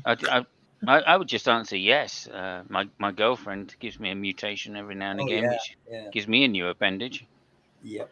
The problem with people who believe in magic, trying to address science, is they actually truly think that something should just happen. So evolution shouldn't take thousands and millions of years. It should just happen. It should happen in my lifetime. I should see it happen, and it doesn't work that way. Yeah. And also as well that they have to. They genuinely think that the answer "God done it" is an explanation. And they think it's an explanation, and so they have a very vague idea of what explanation is. And it's more than that. It's God has to have done it, because he's Darth Dawkins, like, where without it, then there's nothing, and you can't even think or have a brain or have a thought or blah blah blah. But the point being is that if you think that is an explanation of how something was done, right, you're playing on a different field, right? Because that's a why answer, not a how answer. Right. We're looking for the mechanism when we talk about explanations in science. We're not looking for why, right? Yeah. So I've got a little treat here. I think this is the part. But anyway, just give this a listen. Eyes after passing on that genetic sequence. So the trait that is produced by that sequence is also passed on. So the offspring that organism has will also have that trait. So that trait continues propagating despite the fact that the original organism died. So it doesn't matter if the original organism knew if it was going to die or not. The trait still. Yeah, but I'm asking, why is it beneficial to pass on a trait that's at the moment useless? It's not at the moment useless. That's why I was saying. How is it not useless? Because it helps it survive. Hold on. If there's a trait that's useless, let's say a nub starts growing. The animal has no use for it. It's using energy. It requires calories or whatever that is at this moment in time. basically it doesn't do anything. This function hasn't been created yet. For instance, if we go back to the gametes, the very production of the gametes, you admitted, said that had no real function or advantage at that first moment of time. That's not what I said. Okay. So what's the advantage of? Okay, so you know what he was talking about with a nub? He has this whole theory that there was a mutation that created a nub penis, and the nub penis didn't do anything, right? I was joking with my girlfriend joke, but actually no, that is what he was talking about. He really actually fucking came up with that. It's like, oh, the nub penis doesn't do anything. How could it possibly do anything? And it's like, oh, he's trying to explain sex to himself. I would point out the hyenas. Okay. It reminds me of when I was a 6-year-old boy trying to explain sex to myself. The hyenas, I guess, are like impossible to sex, and they just kind of rub against each other, and they manage to get things done. Well, so a lot of fucking animals just did that for a long time, and yeah. Well, that is the problem. Extensions beyond that are all evolution, but all you need to do is get close enough to exchange genetic information. You don't have to have a fancy nub. Fancy nub, yeah. You don't need the fancy nub, yeah. Yeah. Kalasia, someone said, and I don't remember who it was, that it's something to the effect of it's the ignorant that are absolutely competent. It's the ones that are still wondering about that aren't, something to that effect. Well, the interesting thing is the whole time he's having this conversation, he's looking down when he's talking about the nub. He's got that downcast look. Maybe he's reading something. I don't know. He's always following the chat. Oh, he's thinking. He's looking at his thinking, "Oh, I could do with a nub right now." He's like Tucker Carlson. He's got this whole fucking range of expressions that he does that are Tucker Carlson imitations, and it's kind of amazing. The guy actually does know how to produce a live show. I will give him that. He has one fucking talent, and that's being a YouTube performer. Well, it's not exactly a high standard here, right? We're not talking about like directing Star Wars or anything, are we? No. Well, yeah. Well, that's what I wonder. Is he really that dumb, or is he smart enough to know the people in the audience are dumb enough to swallow it? I think the latter. I think he's a grift. He's pure grift. John Maddox was obviously pure grift. Yeah. And as soon as his grift didn't work out, he left just completely, totally. He was on a program called Fresh and Fit. Really? Yeah, and you could tell he was on with that Andrew guy, and you could tell. I don't know, a month ago or something. No. You could tell. I think it was perfectly obvious to me that he was grifting.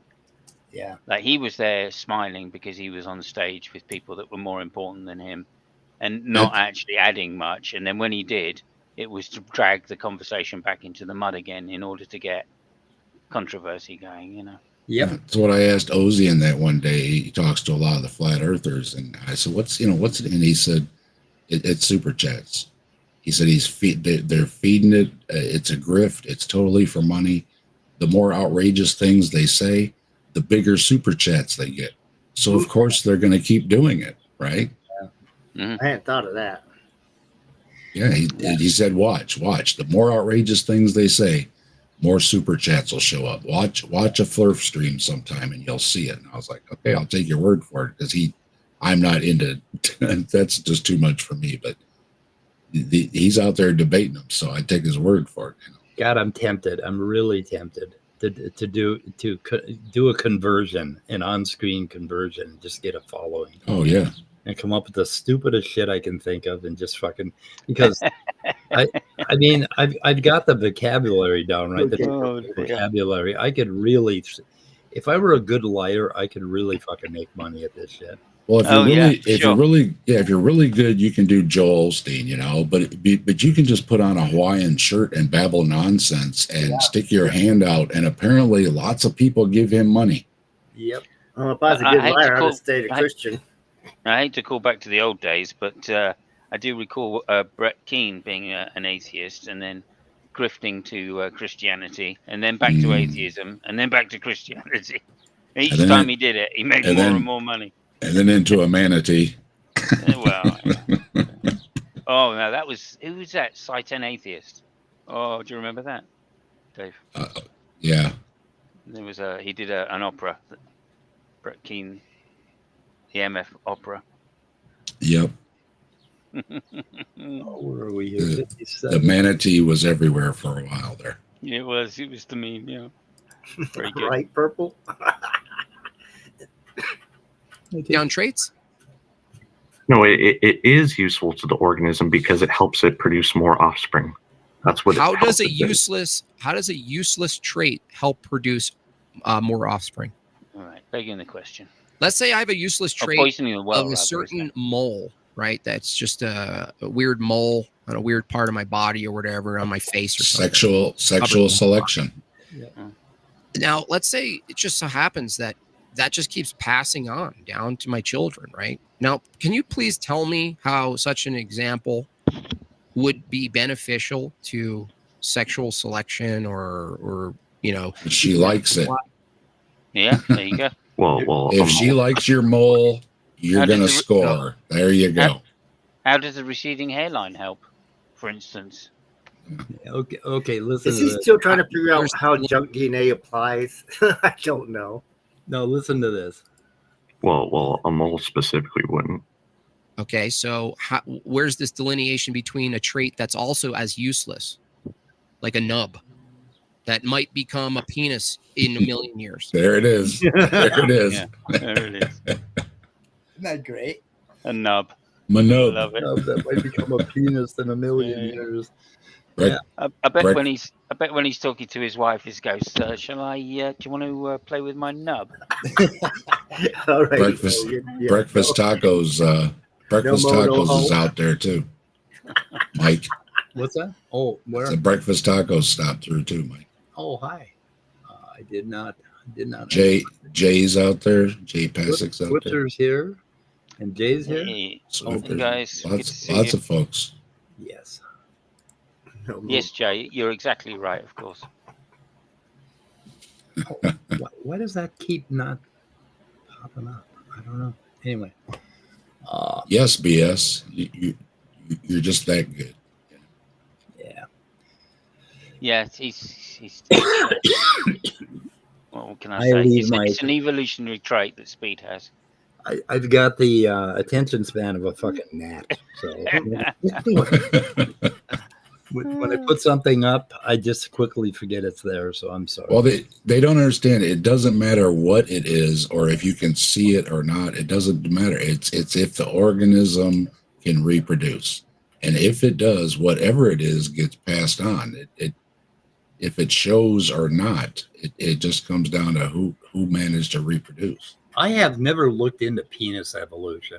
I really should, because like Purple was pointing out, and I mentioned with the hyenas, that they just got things, and some of it swells up and gets happy, but you don't need Jim Bob wants a fully nubbed nub, but you don't need a fully nubbed nub. All you need to do is rub together. That's all you need to do. A rub nub. And if you go to plants, some plants use the wind. If you use some marine life, they just discharge into the water, and hopefully the stuff does its thing, right? So you don't even have to be in direct contact, right? It just has to exchange the information. That's all it has to do. Okay, guys, do not look up penis evolution. Well, no, funny you say that. I've done a lot of research myself, mainly on Pornhub. Well, some of the variations on penises, you do not want to see that. Well, Mike, they're all waiting for when theirs is going to evolve to be a little bigger. So they're really concerned with that. So. Andrew, we're not rub nub a bit hard. Yeah, they got a lot of little nubs over there. Yeah. We're not reviewing it, Andrew. We're not reviewing it right now. We're just picking up a couple of things. But God, we really should review this, because he said some really hilarious things about mutations turning into something else, and then he mispronounced stochastic, how did he pronounce? I can't remember what he. There were some things that just confused him so much. It was just unbelievable to listen to him talk to Andrew. Yeah, I mean, well, he says, "Oh, evolution, you think you're a monkey." That's one of his things. So. We thought he had the upper hand on this conversation. It was so bad. Of course he does. Of course he does. I mean, that's one of the great things about like these guys, him and Andrew, coming around to this part of the community, right? Because they have no idea. They have no idea of the history and the debate styles that we have around the place. Yep. Right. I mean, no idea at all. Right. I'm sure they think, because Andrew like debated Dillahunty and absolutely thrashed him, inverted commas, right? Despite the fact that that was a disgraceful outrage and performance. Right. They got no idea that behind Dillahunty is a mob of people who would love to get in that situation and absolutely destroy Dillahunty for one reason or another, both sides, And so it's just crazy that they think they can waltz in and go, oh, no, well, I'm intellectually superior because I've made a couple of YouTube videos with more fallacies than you can poke a hole in, Yeah. Speaking of fallacies, nub. Yeah, nub. They have a lot of fallacy issues. Yeah, they do. Seems that way. We have a family friend that's so horribly depressed right now because of the stupidity of the human race. and I don't know what to say to her because I really can't defend it. I can't. Jay's backstage, it looks like. Oh, okay. Shit. Oh. Yeah, of course. We're overthinking. Well, normally I have Scott here to kind of keep things going. I mean, I don't do this shit, man. I'm trying to help out. I'm not worthy of Scott's shoes because. Oh no, I should give you the keys to my Restream. I don't have the righteous beard or anything, but well, you don't have the keys to the kingdom. I've come in here to shill for certain types of recommended bag bombs because I think Mike is milking this Lulz cow dry. What? A bag ball, man. Yeah, for the udders on that Lulz cow. Holy. Well, you call them udders. We call them nubs. I didn't realize you were a farm boy until just now. I mean, if you know bag ball, right? Oh,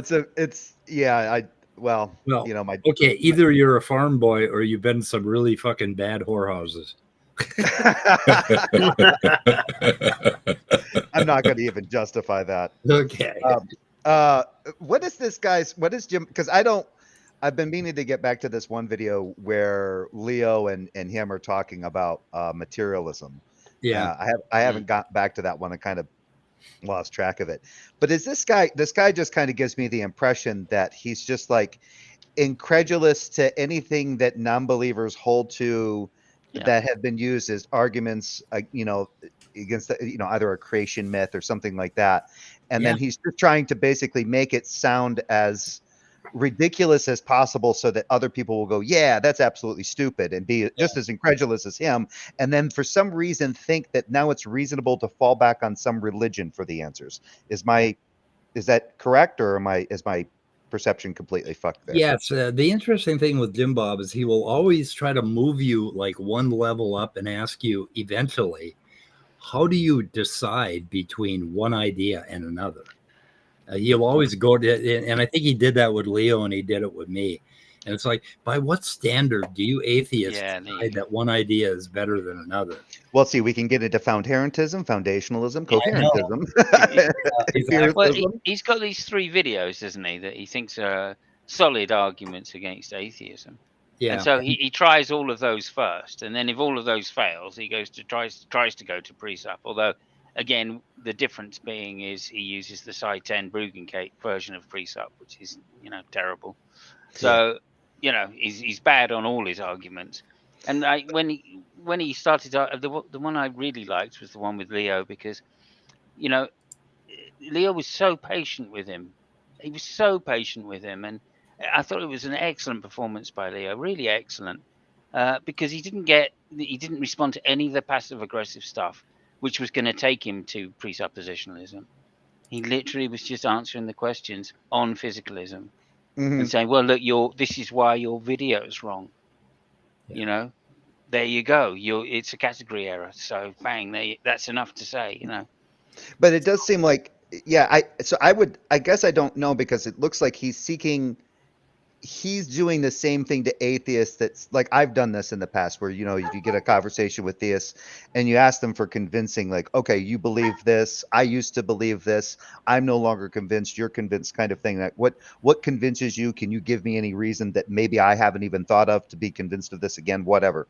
And he seems to be kind of doing the same thing, but he's doing it to atheists or non-believers, however you want to put it, as a way of basically breaking down their convictions of their position of not being convinced God or gods to exist as being ridiculous. Because I really don't know this guy's shtick all that well. I've only seen glimpses of it. But everything that he seems to be doing seems to be like either trying to basically get a person to break down to a default position, which the default position, maybe he holds to this idea that the default position is to believe that there is a God. It's absolutely ridiculous to think that there isn't a God. Yeah. That's what I kind of hear from his undertones in the way that he's presenting this. And I'm like, bitch, I don't have to give you any alternatives or anything at all in relation to what I think is the necessary precondition for everything or anything like that. I'm not convinced or God or gods. You think God or gods or a particular God is the necessary precondition for everything. For knowledge. Explain it to me. Yeah. And let's go from there. He won't. He'll just ask questions. You should watch him when he's live streaming. Maybe go into his program for about 10 minutes and have a conversation with him, and you will within 10 minutes understand him completely. His whole shtick. There's one other thing, and Stephanie kind of brought it out, and that's when he talks to or about women. These guys, I swear, it's a parody. That they can't possibly be serious about what they say about women. And like, I got to roll, guys. Thanks for letting me join you. But okay, Michael. All right, Michael. Thank you. Okay. See you later. Yeah. I mean, it is so archaic. With like the only value that a woman has is to stay home and make dinner and have children, and they say this out loud in so many different ways. That it's got to be a parody. They can't really. Their caricatures of women are like something drawn from a bad comic. Yeah, it's horrible. Well, I mean, that's the other part of Jim. Maybe from 2 centuries ago. That too, yeah. Yeah. Which, I mean, it's kind of makes sense. They're following a book which is 2 millennia old. So, let's see. What is this? If mutations are probabilistic, then sharing any one mutation between unrelated species is statistically unlikely. Well, mutations are probabilistic. Sharing any one mutation between unrelated species. Oh, yeah. Well, wait a minute. What? I'm not sure. Okay. I'm not sure you know what a mutation is.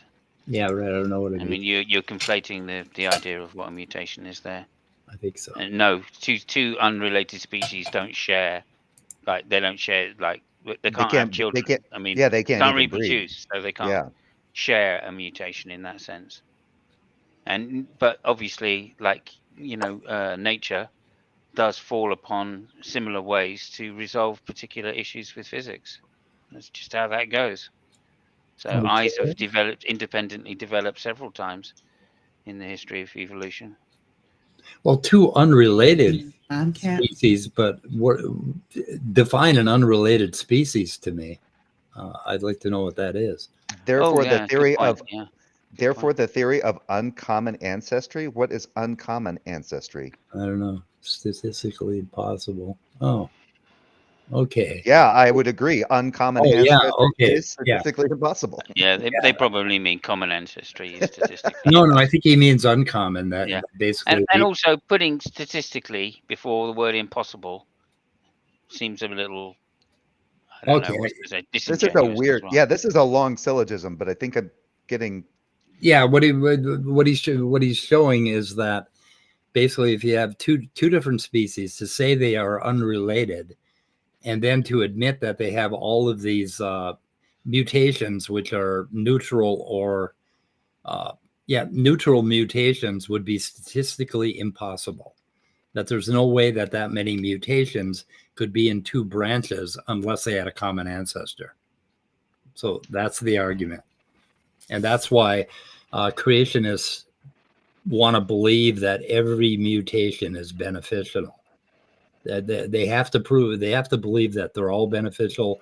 Otherwise, there's no way that they could be there. Why would see, and that's the weird thing. Why would they argue that when you have Christians that think that without God, all of nature would just descend into disorder and chaos? Thank you, Andrew. Thank you, Andrew. Yeah, I don't know. So Andrew says he's showing that common ancestry is statistically more likely than separate ancestry. Right, right. Okay, fair enough. Okay. Yeah. That's what I thought he was. When I read that one, that's what I was like. I think this is like a modus, not modus ponens, but modus tollens form of syllogism. Yeah. He's ruling out. Yep. Not ruling in. Okay. Yes. Anyway. I'm not sure, but yeah, okay. Yeah, that's that's the thing that really gets to him, is like, particularly with these jumping genes, lines and signs. You know, the what the endoviruses that jump around in your genome. When you have one that you find in the same place between chimpanzees and humans, there's no excuse for that other than common ancestry. We definitely had to have a common ancestor to make that happen, because it's stochastic. Those genes jump anywhere they want. They're not directed. Well, when he gets into like a mole or something like that, I'm like, you want to tell me that a sunburn is advantageous? Because it's like they're talking about like, oh, well, all mutations have to be beneficial, and it's like, well, if you get sunburned, your skin may start to produce more melanin, that kind of thing. But it's still a mutation when, I don't know, it's the negative mutation is when you develop skin cancer, and it's like, well, where's the benefit of that? That's still a mutation. Skin cancer is a mutation, and it's not beneficial. Beneficial to the cancer cell. Yeah, but not to the host. Yeah. Yeah. Not to the person that has it. Yeah. Well, there might be right along traits which are beneficial, of course. Yeah, their next move is to say that, well, God he made that line jump into that particular spot because someday it's going to be useful. Or like standing for truth. Okay, the onion has 16 billion nucleotides in the genome, and we've got like 6. Yeah, maybe. Yeah, I think it's 6 to 16. And they found a new record holder. It's some fish, some plant that has 180 billion nucleotides in the genome. And it's a tiny little plant, and it's not very complicated. But anyway, Standing for Truth says, well, the onions need all those mutations, because if the onions if they moved to the North Pole, then those mutations would become useful, because then they could survive up there, right? Which is what? And you got to wonder, because the garlic does not have those mutations. So why does God give a fuck about the onions more than he cares about yeah. It's like God don't like garlic? What the fuck? Well, either that or he don't like the Greeks. I don't know. Yeah. The God of the Bible doesn't seem to like a lot of the foods it created. I would ask him, I'm like, is the very nature of God immutable? Yeah. How does he go about making immutable things? What? How does he go about making things that can change? He doesn't change. Why does he make things that change? Right. How does he know anything about change? He's unchanging. I still remember going into that video with Praise, and they asked me, him and Standing for Truth were there, and asked me if I believed I was related to a strawberry. And I turned it around on them. I'm like, do you guys believe that everything's created by God? Well, yeah. Then yes, you're related to a fucking strawberry. Strawberry, yeah. Turn it right back on them. That's the best way. They're like, no, we're talking about in a familiar relation. I'm like, no, I said, no, I'm going a little bit deeper than that. We're going broad. God is this. God is the creator of everything. So everything necessarily is related to one another as creations of God. Yeah, but isn't it kind of ridiculous to think that you would be you'd be like this with a strawberry and stuff? I'm like, God made all the shit that makes up everything that's made up in you is made up in the fucking strawberry, right? And they're like, yeah, there you go. Yeah. Yeah, I couldn't talk to Praise. Is I he made still? one comment and he threw a bunch of profanity at me, and I was like, Really? You're disgusting. And that was the last I ever Really? talked. What did he? Praise and I are good friends. Good friends. What did he say? No, I'm just kidding. I can play the video where he's ready to blow my head off, but I'm not gonna.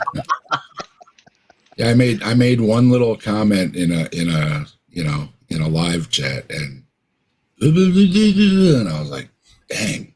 Was he already arguing with another Christian at the, because that's all I ever see over there on Praise's channel. That's just minnow eats minnow. Him and Smokey were talking about women and what their place is, or something like that. Neither of them have been with women. Praise none. Smokey only a juvenile female. Right, Smokey them with some young ones, but not exactly women. But Smokey is still around. Is he still showing up? Not lately. This was about a year ago, I think. But Praise is still a thing, right? Is he still? No, his channel is actually growing. Oh my god. Yeah, it's easy for a Christian to grow his channel, though, isn't he? All he's got to do is shout some nonsense about evolution, and I think he's a late nighter for us. Blessed be he. Here we go. Okay, wait a minute. Oh wow, be he? Yeah, okay. Atheists purified. We're too stuck in the physical world. Purified. How do we get out of this physical world? Wow.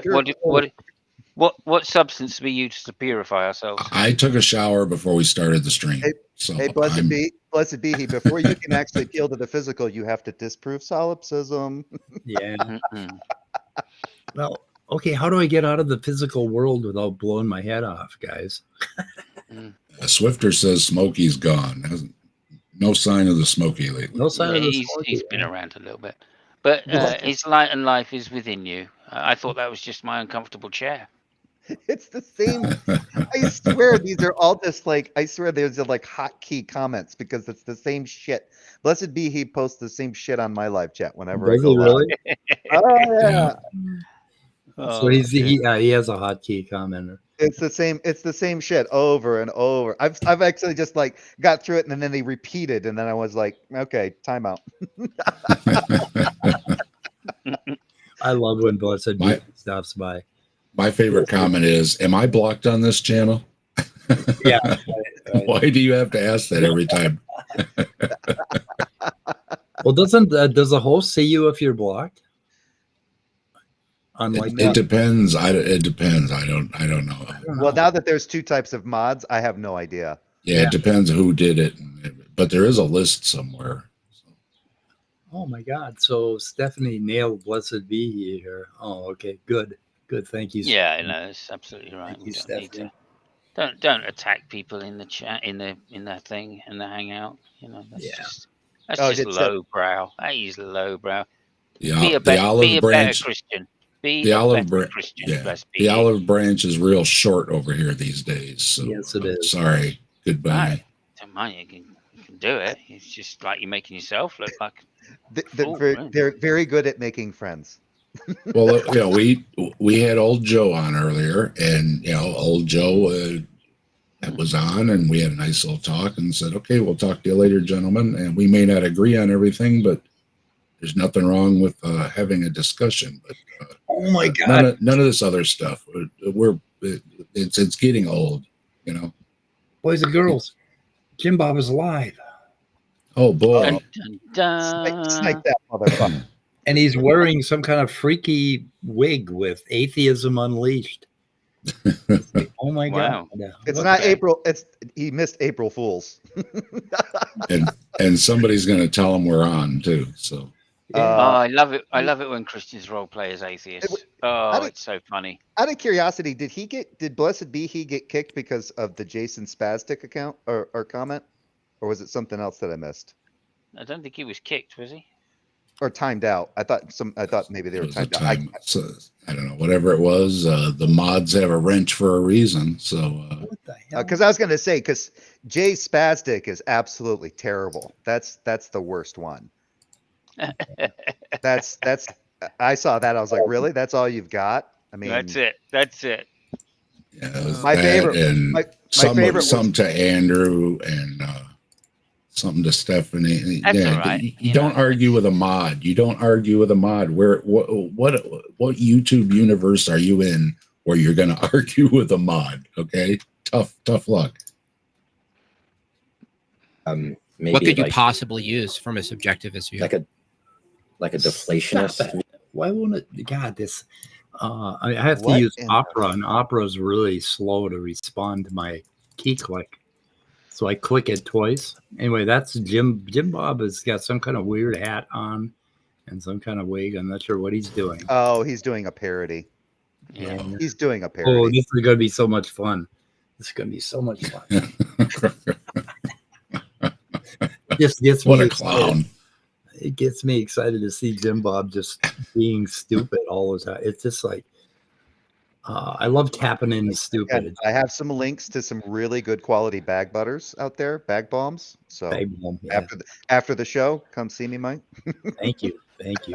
Well, I'll be honest. Like when they Christians in general, when they do this, I mean, this isn't all, but certainly the evangelical or fundamentalist ones, when they try to mimic the atheist position, it tells you so much about what they have no idea about. Yep. Right. It does. They don't understand statistical analysis. They don't understand even basic arguments of probability in general, right? Or what evidence abduction even. Or just simply saying I don't want, or just simply telling them like what you did with Irenic. No. Give me an example of the thing. Give me the thing itself. And Irenic just like, what the fuck are you? You mean evidence? And you're sitting there going, I want you to show me the thing itself. And he, steam starts coming out of his ears and shit. Like, I don't know what you understand. If somebody asks me if I have a dog and they go, and I say, yeah, I have a dog, and they go, prove it. And here's my dog. All 51 pounds of her. There you go. There's my dog. Show me. I just showed it to you. Oh, do you want evidence that I have this dog? Yes. Come out in the backyard and you can see all the evidence that you want. I haven't cleaned up her shit. Yeah. But we're talking about dragons, by the way. What kills me about these guys, yeah. They don't even understand how words work. Like the word better. I mean, like yesterday, he did not even, or 2 days ago, he didn't even understand how the word better worked. I mean, it's like, what the fuck? You don't understand how language works?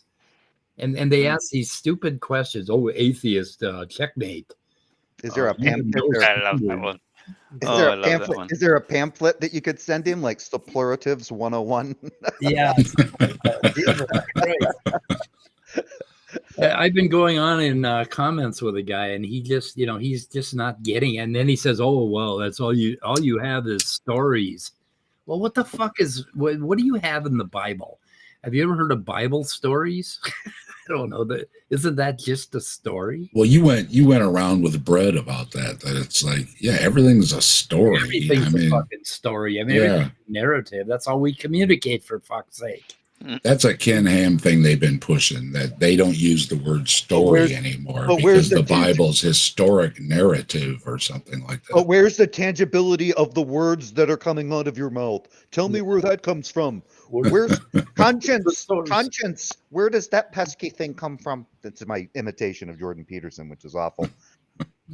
I watched a Stephen Woodruff video on something that Jordan Peterson was talking about atheism, and it was, oh my God, it was bad. Well, I will give it to Jim Knob. He does a great Jordan Peterson impersonation. Oh, he does. I will give him that. Yeah. He gets all the high things in there. That hurts my throat.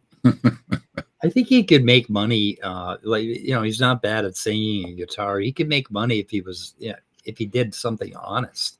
I eat meat. I eat meat and water. That's it. Meat, red meat, and salt, meat, and water. Woman cook it for me. Yeah. And before then, I used to season it with benzos. Yeah. I backed off a little bit on the porterhouse steaks there, Jay. Oh, you did? Yeah, my cardiologist kind of suggested it, and she had evidence. She had evidence. Time to start kicking up the omega-3s, huh? Oh yeah, yeah. Time to do that. How are you feeling, Mike? Feeling great. The fucking feeling good. Yeah, medication's working. My heart's beating like normal, like a normal person. Awesome. Yeah. How much red meat would you say you consume in a week? Typically, I don't know, 6 pounds, something like that. Maybe, I don't know. That's quite a bit of Class B carcinogen right there. Yeah. I don't know. Is it a Class C? I forget. I'm doing fish and vegetable and fruit smoothies now because I've been I had a come to Jesus moment. I had some fish and a couple other things and stuff because I got some ribs in the freezer. So I've been doing good so that I can have my ribs, because I've had to cut back with ever since I had my stomach issues. I just can't do a lot of red meat anymore. But if I behave for a few days, have my fish and chicken and everything's have something light, and then I can have my ribs. I am having a ribeye tonight. Yeah, but the ribs are pork though. I mean, that's not. No, ribeye, oh. beef ribeye. Oh, beef ribeye. Oh, okay.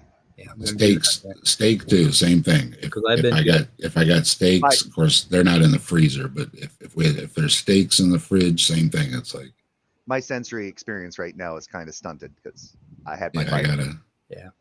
I gotta make up for it. But. My Widowmaker vein, or the left anterior descending vein, is 33% blocked, and I've got about maybe.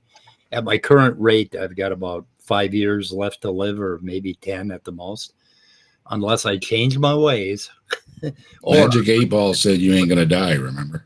Yeah, right. Well, we just got to watch it, and then they can put a fucking little bypass in there, and we'll be fine for another 10 years. You guys are stuck with me until I'm 100. I already told you, you're gonna outlive all of us. Yeah, sitting around. Back in the day, I used to hang out with all these guys. Well, he embalmed him. He basically took had an early start embalming himself on methamphetamines. Exactly. Yeah. Vodka. Yeah, I reckon on the sly you're just praying. I reckon that's what it is. Yeah, right. I'm playing. Yeah, after every show, I say a prayer for my lunch. Are we getting back to full circle to Sal again? Or I think we should. Oh, this guy. I mean, he knows you're really talking to God, Mike. Yeah, right. Yeah. Hey, every time Mike says he's dosing, I'm waiting to get the text message that God is talking to him. And yeah. I have my hopes. But because of this, what is my usual text message to you guys when I'm on 5 or 6 grams of fucking mushrooms? It's check in with me. Check in with me later, just in case, would you? And it's like, gotcha. I think it was Jesus could only do 4. Yeah, I think that was my message one time. Jesus fucking mother of God, and then Scott shows up, and I asked him a question: "Are you the bunny?" I think it's funny that there's substances that you take where it's a good idea to inform someone else that you're going to be taking that substance. The same as if somebody is going to take a trekking trip on their own. Hey, it's a good idea you let people know that you're going on this hike. Yeah, every time I walk down to the Minnesota River Valley, I always tell my son I'm going down, and I always tell him when I'm going up too. Yeah, and you have to do the same thing with a narcotic. Yeah, definitely with a narcotic. Psilocybin a little bit safer if you know what you're doing. That's the reason why they call it a trip, folks. Yeah, it's a trip. That's why I checked in. I said, "Hey, how's the trip? God show up yet?" Yeah. Mike usually says no, but something, he's either talking to the raccoons or something. there's your teleological argument against God, Mike. If God meant us to have dominion over the earth and eat these animals, why is this red meat slowly killing me? Right. Yeah, I should be selected for, like, I'm eating a lot of that meat. I cut back. My doctor was going to put me on cholesterol meds because I was like right at the line. He said, "Well, we'll check you next time." So I just behaved myself, cut back on stuff. I went back. I was 30 points down. He was all happy. So You want some advice there, Dave? Go back to your doctor and get those fucking cholesterol meds and take them. my numbers dropped down though. So. No, it doesn't matter. Doesn't fucking matter. You're going to get hardening of the arteries. Everybody does. The statins help. So take them. I'm going to see my doctor next week, and I'm going to fucking load up on beef and lipids, so he'll raise my dose of statins. That's my whole goal. I have to raise my doses because right now, walk in with a cheesesteak sandwich in your hand. What's up, doc? I think the last time I had my cholesterol was over 200. So, but it had dropped from 260. Yeah, mine went down to fucking what was it, 110? But no, my doctor said I got to get it below 70. So she wants to raise my dose of statins. I thought below 100 was considered ideal. 100 and below. Yeah, she's looking at that blocked artery and saying, "Dude, you got to make some changes." So, anyway, but it's really cool. If it hadn't been for my Apple Watch, I would have never known that I had, a partially blocked artery. So now I know. They ran me through all kinds of tests, and my watch said, "Panic! Your heart rate's below 40 for more than 10 minutes." It's like, oh no, it's below 30. Fuck you. Yeah, I had somebody, because I had a cardiac, I had a hypertensive event, and they hooked me up to an EKG, and one of the ladies was saying, she goes, yeah, somebody had one of those Apple Watches, and we gave them an EKG, and we compared the results from the EKG that they gave them to the EKG readout that the Apple Watch, and they were almost identical. Yeah. That's what they told me in the emergency room. They said the pulse rate was amazingly accurate compared to what the watch was picking up. So it was pretty cool. Yeah, but they're a little bit irritated. So like one doctor, what the hell did he call it? Apple Watchism or something. He was very irritated because they have a lot of patients coming in now because they found these arrhythmias because of the Apple Watch. And normally people live with them, don't even know what's happening. They make you feel like shit. If you're like, my heart was misfiring 30% of the time or more, and I felt crappy as hell. I mean, I didn't want to do anything, and I felt like 10 years older. I felt like I was 50. Fuck. Now I feel like I'm 40. So fuck you. Oh, that's good. Yeah, I feel pretty good. I don't know what 40 feels like. I think I skipped 30. I think I skipped the 40s and went right to the 50s. Entirely, yeah. Yep. Yeah. Oh, well, maybe I should go listen to Jim Bob, get my blood pressure back up.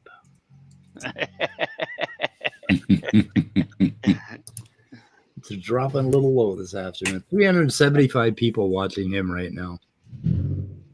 We have 12 watching us. What the fuck?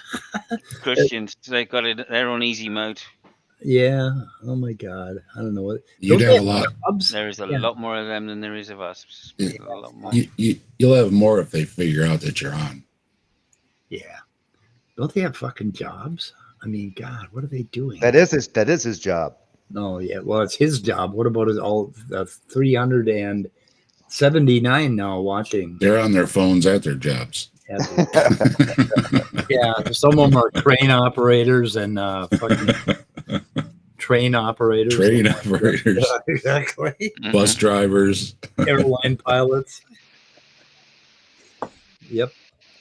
What is he talking about right now, Jim Bob? Okay, let's. I'm just curious if you got it up. This is something you definitely would hear, though. Honestly, let's see if we can get an actual entertaining conversation up here. So everyone share and like the lives. P2. Therefore, denying the law of identity is a performative contradiction. Is P2? Yeah. Is that P2? Yeah. What is he doing? So P2 is what? Denying the law of identity appeals to the law of identity. I'm just not clear what you mean by colloquial sense of proof. I mean, like how we normally just use proof the same way we use theory. I don't know if he's trying to parody atheists or what, but this is going to be an entertaining stream to watch. This is the one you should cut your teeth on. Who the hell denies the law of identity? What? Yeah, and I don't know. I'm gonna need some context on that. Yeah, I don't know what the hell he's doing exactly, and I'm not sure what he's doing right now. If I go live, I see burning in hell or something. I think he's maybe quitting. Maybe he's done. I don't know. Looks like he's done. What does he fucking do? What is he? Okay, there he is. The good value judgments, ethics, things that he mentioned, and that's precisely what you see the Tucker Carlson earlier. You see the Tucker Carlson look. Okay, is he not channeling Tucker Carlson? With his the science and reason cannot give us value judgments or virtue. Definitely. I don't know what the hell. He does kind of have a perma bewildered look on his face. Yeah, he does. Okay, yeah, leave this one. Okay, this is a perfect Tucker Carlson right here. This is. I got him playing guitar. I think you need to refresh. Yeah, that's the latest. I don't want to listen to his music. It's kind of juvenile, some of it. It's usually what he does at the end. Well, for some reason, he I don't know what the fuck this is. He switches over to this wig look here. And I'm not sure what he's doing exactly. Oh, it's a good music. Bumpy music. Christian music. Some of that Christian music ain't bad. I mean, they've actually, they've learned. He makes like those meme videos where he puts all his little cartoons together and in the name of truth. Look at this shit. Love. Now you have 11 watching you. He's going to watch Jim Bob. What is? I love that I love that. The name of truth and human love. Oh, it's compared to animal love. Yeah. Whale love. He's obviously never heard of. He's never heard of U2, obviously. How about yeah? Yeah, what the fuck? Let me turn the sound off. So we're getting terrible Catholic band. U2. Yeah, there's his version of an atheist. Okay, this guy. He looks like He looks like my fucking uncle. What the fuck? I don't know what that is. That's a meme. That's normally a meme that's sometimes used for an atheist. And that one. Sasquatch was that. Okay, Atheism Unleashed. What is this shit? I don't know if he's looking at somebody else's channel or what he's looking at. It looked like he was having a conversation that was happening on TikTok. Yeah, okay. I don't know what the fuck. I don't know what's happening. He's on a bunch of different platforms, so. Yeah. He's a real go-getter. He's over on Discord and everything else. So. Now I've seen him hang out with Andrew Wilson. Is he? What's his? I'm assuming he's a theist. What does anybody know his? Anti-feminism, just really fucking doing shitty things about women. No, but I mean his overall theological position. Is his denomination? Wilson is he Orthodox? He says says he's a Christian. That's all he says. Yeah, he doesn't talk a lot about it. He just talks about Baptist. Because I know Andrew Wilson is Eastern Orthodox. I know that's what. Oh, is he? Yeah, Andrew Wilson is Eastern Orthodox. Wow. Okay. But Jim, I was curious about whether or not Jim Bob has gone the Orthodox route as well. Oh, he is, because he took his parents to some weird divine liturgy or something, and I think that's Eastern Orthodox, isn't it? Very trendy at the moment to be Eastern Orthodox. Yeah, so he took his parents to that in Colorado. He talked about it on a stream, so I'm pretty sure he's the same. But anyway, Jim Bob is going to be in Las Vegas, appearing live with Jay Dyer at some kind of fucking stand-up show or something. Yeah, well, you've got Gurr in your chat, so I mean. Oh, I have Gurr. Wow! What the fuck? You pulled Gurr out of retirement. That's how awesome your channel is. God damn it, Gurmania! Your mom was wondering where the fuck you were. Call her. God damn it. Anyway, I actually just stumbled upon another somebody popped up when I was surfing around YouTube. Has anybody here ever heard of a Mr. Westford? No. Mr. Oh, okay. He's a YouTuber on here. It looks like he used to do a lot of sketches like years ago on here, but he's got such great videos such as atheism is a false religion. So he's trying to push that whole thing that atheism is an actual religion. Yeah. And I always say, is that supposed to be a bad thing? Like I've never really understood what that's supposed to do in any way, shape, or form. That's a way of introducing. That's a way of introducing the definition of atheism at the beginning of a conversation, isn't it? Yeah. So for channels, I found a guy that's into disco and house and what the hell else? Trance classic? No, okay, that can't be the right Mr. Westford, right? No, that's not it. It's Mr. Westford, all one word, capital M-R, capital W, and then Esford. Okay. So Mr. and Westford are one word together. Yes. Okay. And it's just the abbreviated Mr. It's M-R. Okay, let me check it out here. No, fuck, I get this Mr. Westford 3474. Here, I'll share the link. I'll put the link in though. Well, what the fuck, YouTube? Why isn't it showing me all the Mr. Westfords? And you're familiar with P-Town, right? Yeah. The great thing about P-Town is when you do a YouTube, or at least it used to be, I haven't done it in a while, but when you do a search for P-Town, it comes up. The first thing that you get is beautiful, wonderful, gay P-Town, or something like that. It's a video about Provincetown. Oh, fantastic! Yeah, and the gay community. I guess it's got a fairly large LGBTQ, I think especially gay community. And so I thought that was kind of interesting. I was like, P-Town, you may want to change your name. Yeah. People are going to get confused. Just do a search for me on YouTube. You'll find me. No. Waiting for that link there, Jay. You got it? Yep. I'm putting it in right there. You're pretty fucking slow, man. It's the Kramer. Okay, what the fuck? Wait, why wouldn't fucking YouTube find it for me? I don't know. Let me see if, well, it'll probably find it for me since I've already been on it. That's what I typed in, and it didn't. Check your filter settings. I don't have filters. I don't believe in filters for anything. Well, you can filter. You can go over to the filter, and then you can select channel only. That's what my mom and all my teachers said about me is I have no filters. I don't know what they were talking about. The link is there. I put the link in the private chat. So yeah, I'm taking a look at it now. Let's see here. Oh dear, looking at this, I get very, very grifter vibes. Chromo. Looking through his. Okay. Here it is.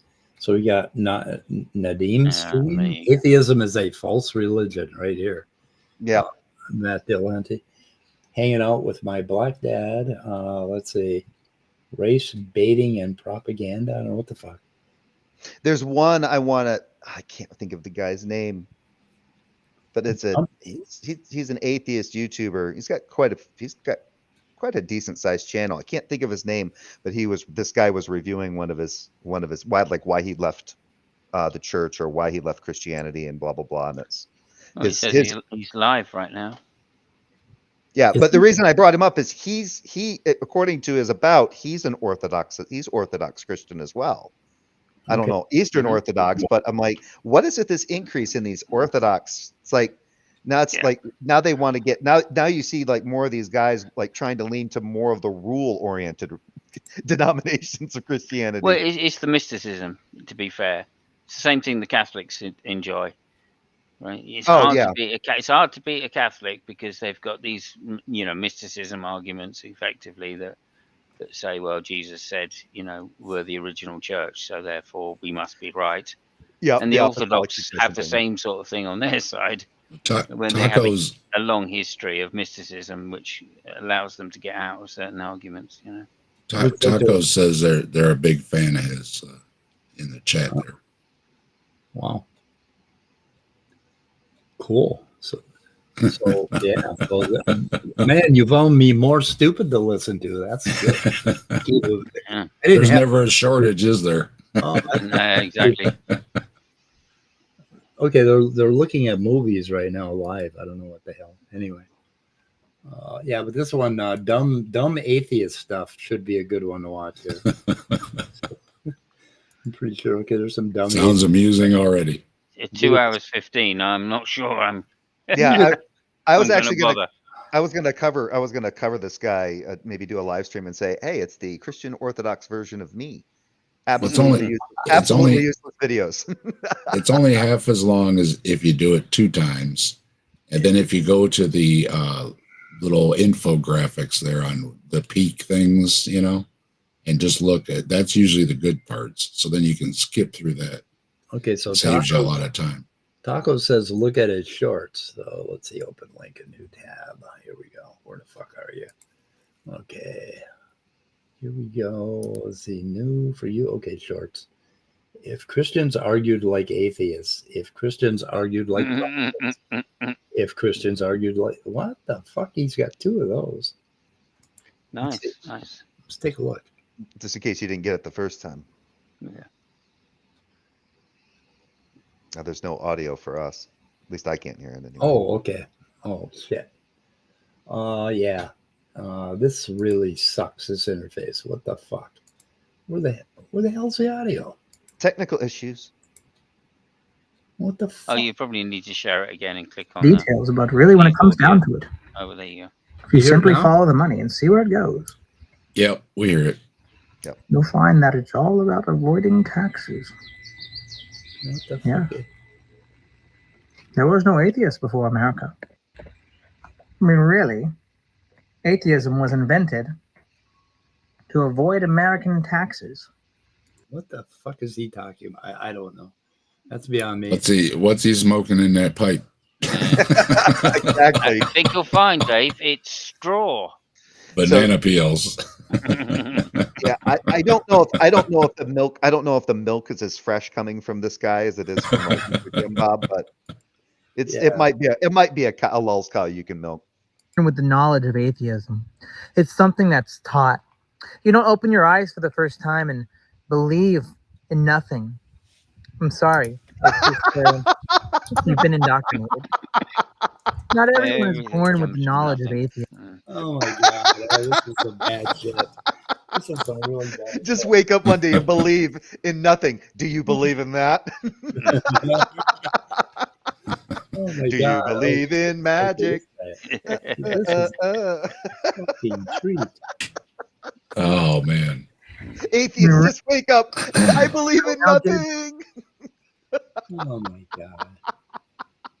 Okay, what the fuck? Oh, I'm gonna fucking subscribe. I have not heard that. That is the shit that I grew up hearing from Christians when I grew up in the church. Really? I heard the same fucking bullshit about atheists and non-believers. Oh, the atheists, they just wake up one day and, I don't believe in anything. And you're like, yeah, that is stupid.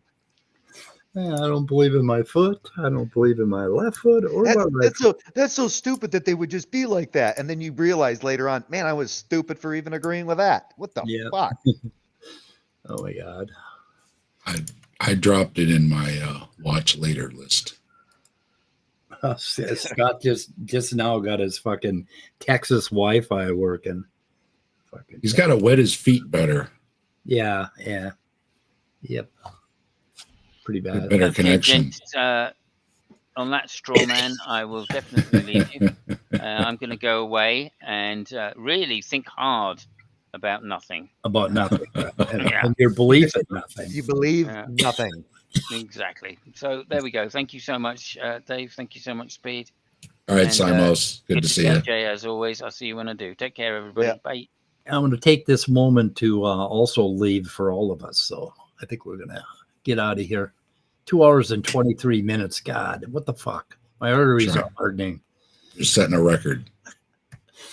Anyway, okay, I'm out of here. So, Jay, are you going to go listen to Jim Bob? No, I can only take. If I listen to Jim Bob, it'll be that conversation between him and Leo.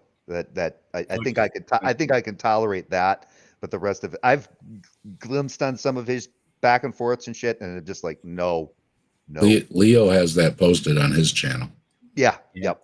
Yeah, but no, don't go listen to it on Leo's channel. Listen to it in the middle of my channel. So that's better. Oh. Yeah, I want the views. Fuck Leo. Fuck him. He came and fucking inserted himself into my channel, and then he clipped it. He did actually. Anyway. Okay, guys, we're gonna get here. Huh? What? Well, where's if you can send me the link to your channel. No, go watch it. Go watch Leo's thing. He clipped out his part. It'll be better on your nerves overall. Okay. Oh, okay. Yeah. That's not bad, huh? Just kidding. Well, I mean, I think it happened the same time because he popped into your stream, didn't he? And then you and him were talking, and then there was some back and forth, and then eventually it just became like a one-on-one between Leo and him. Yep. Right. Yep. Okay. That's it.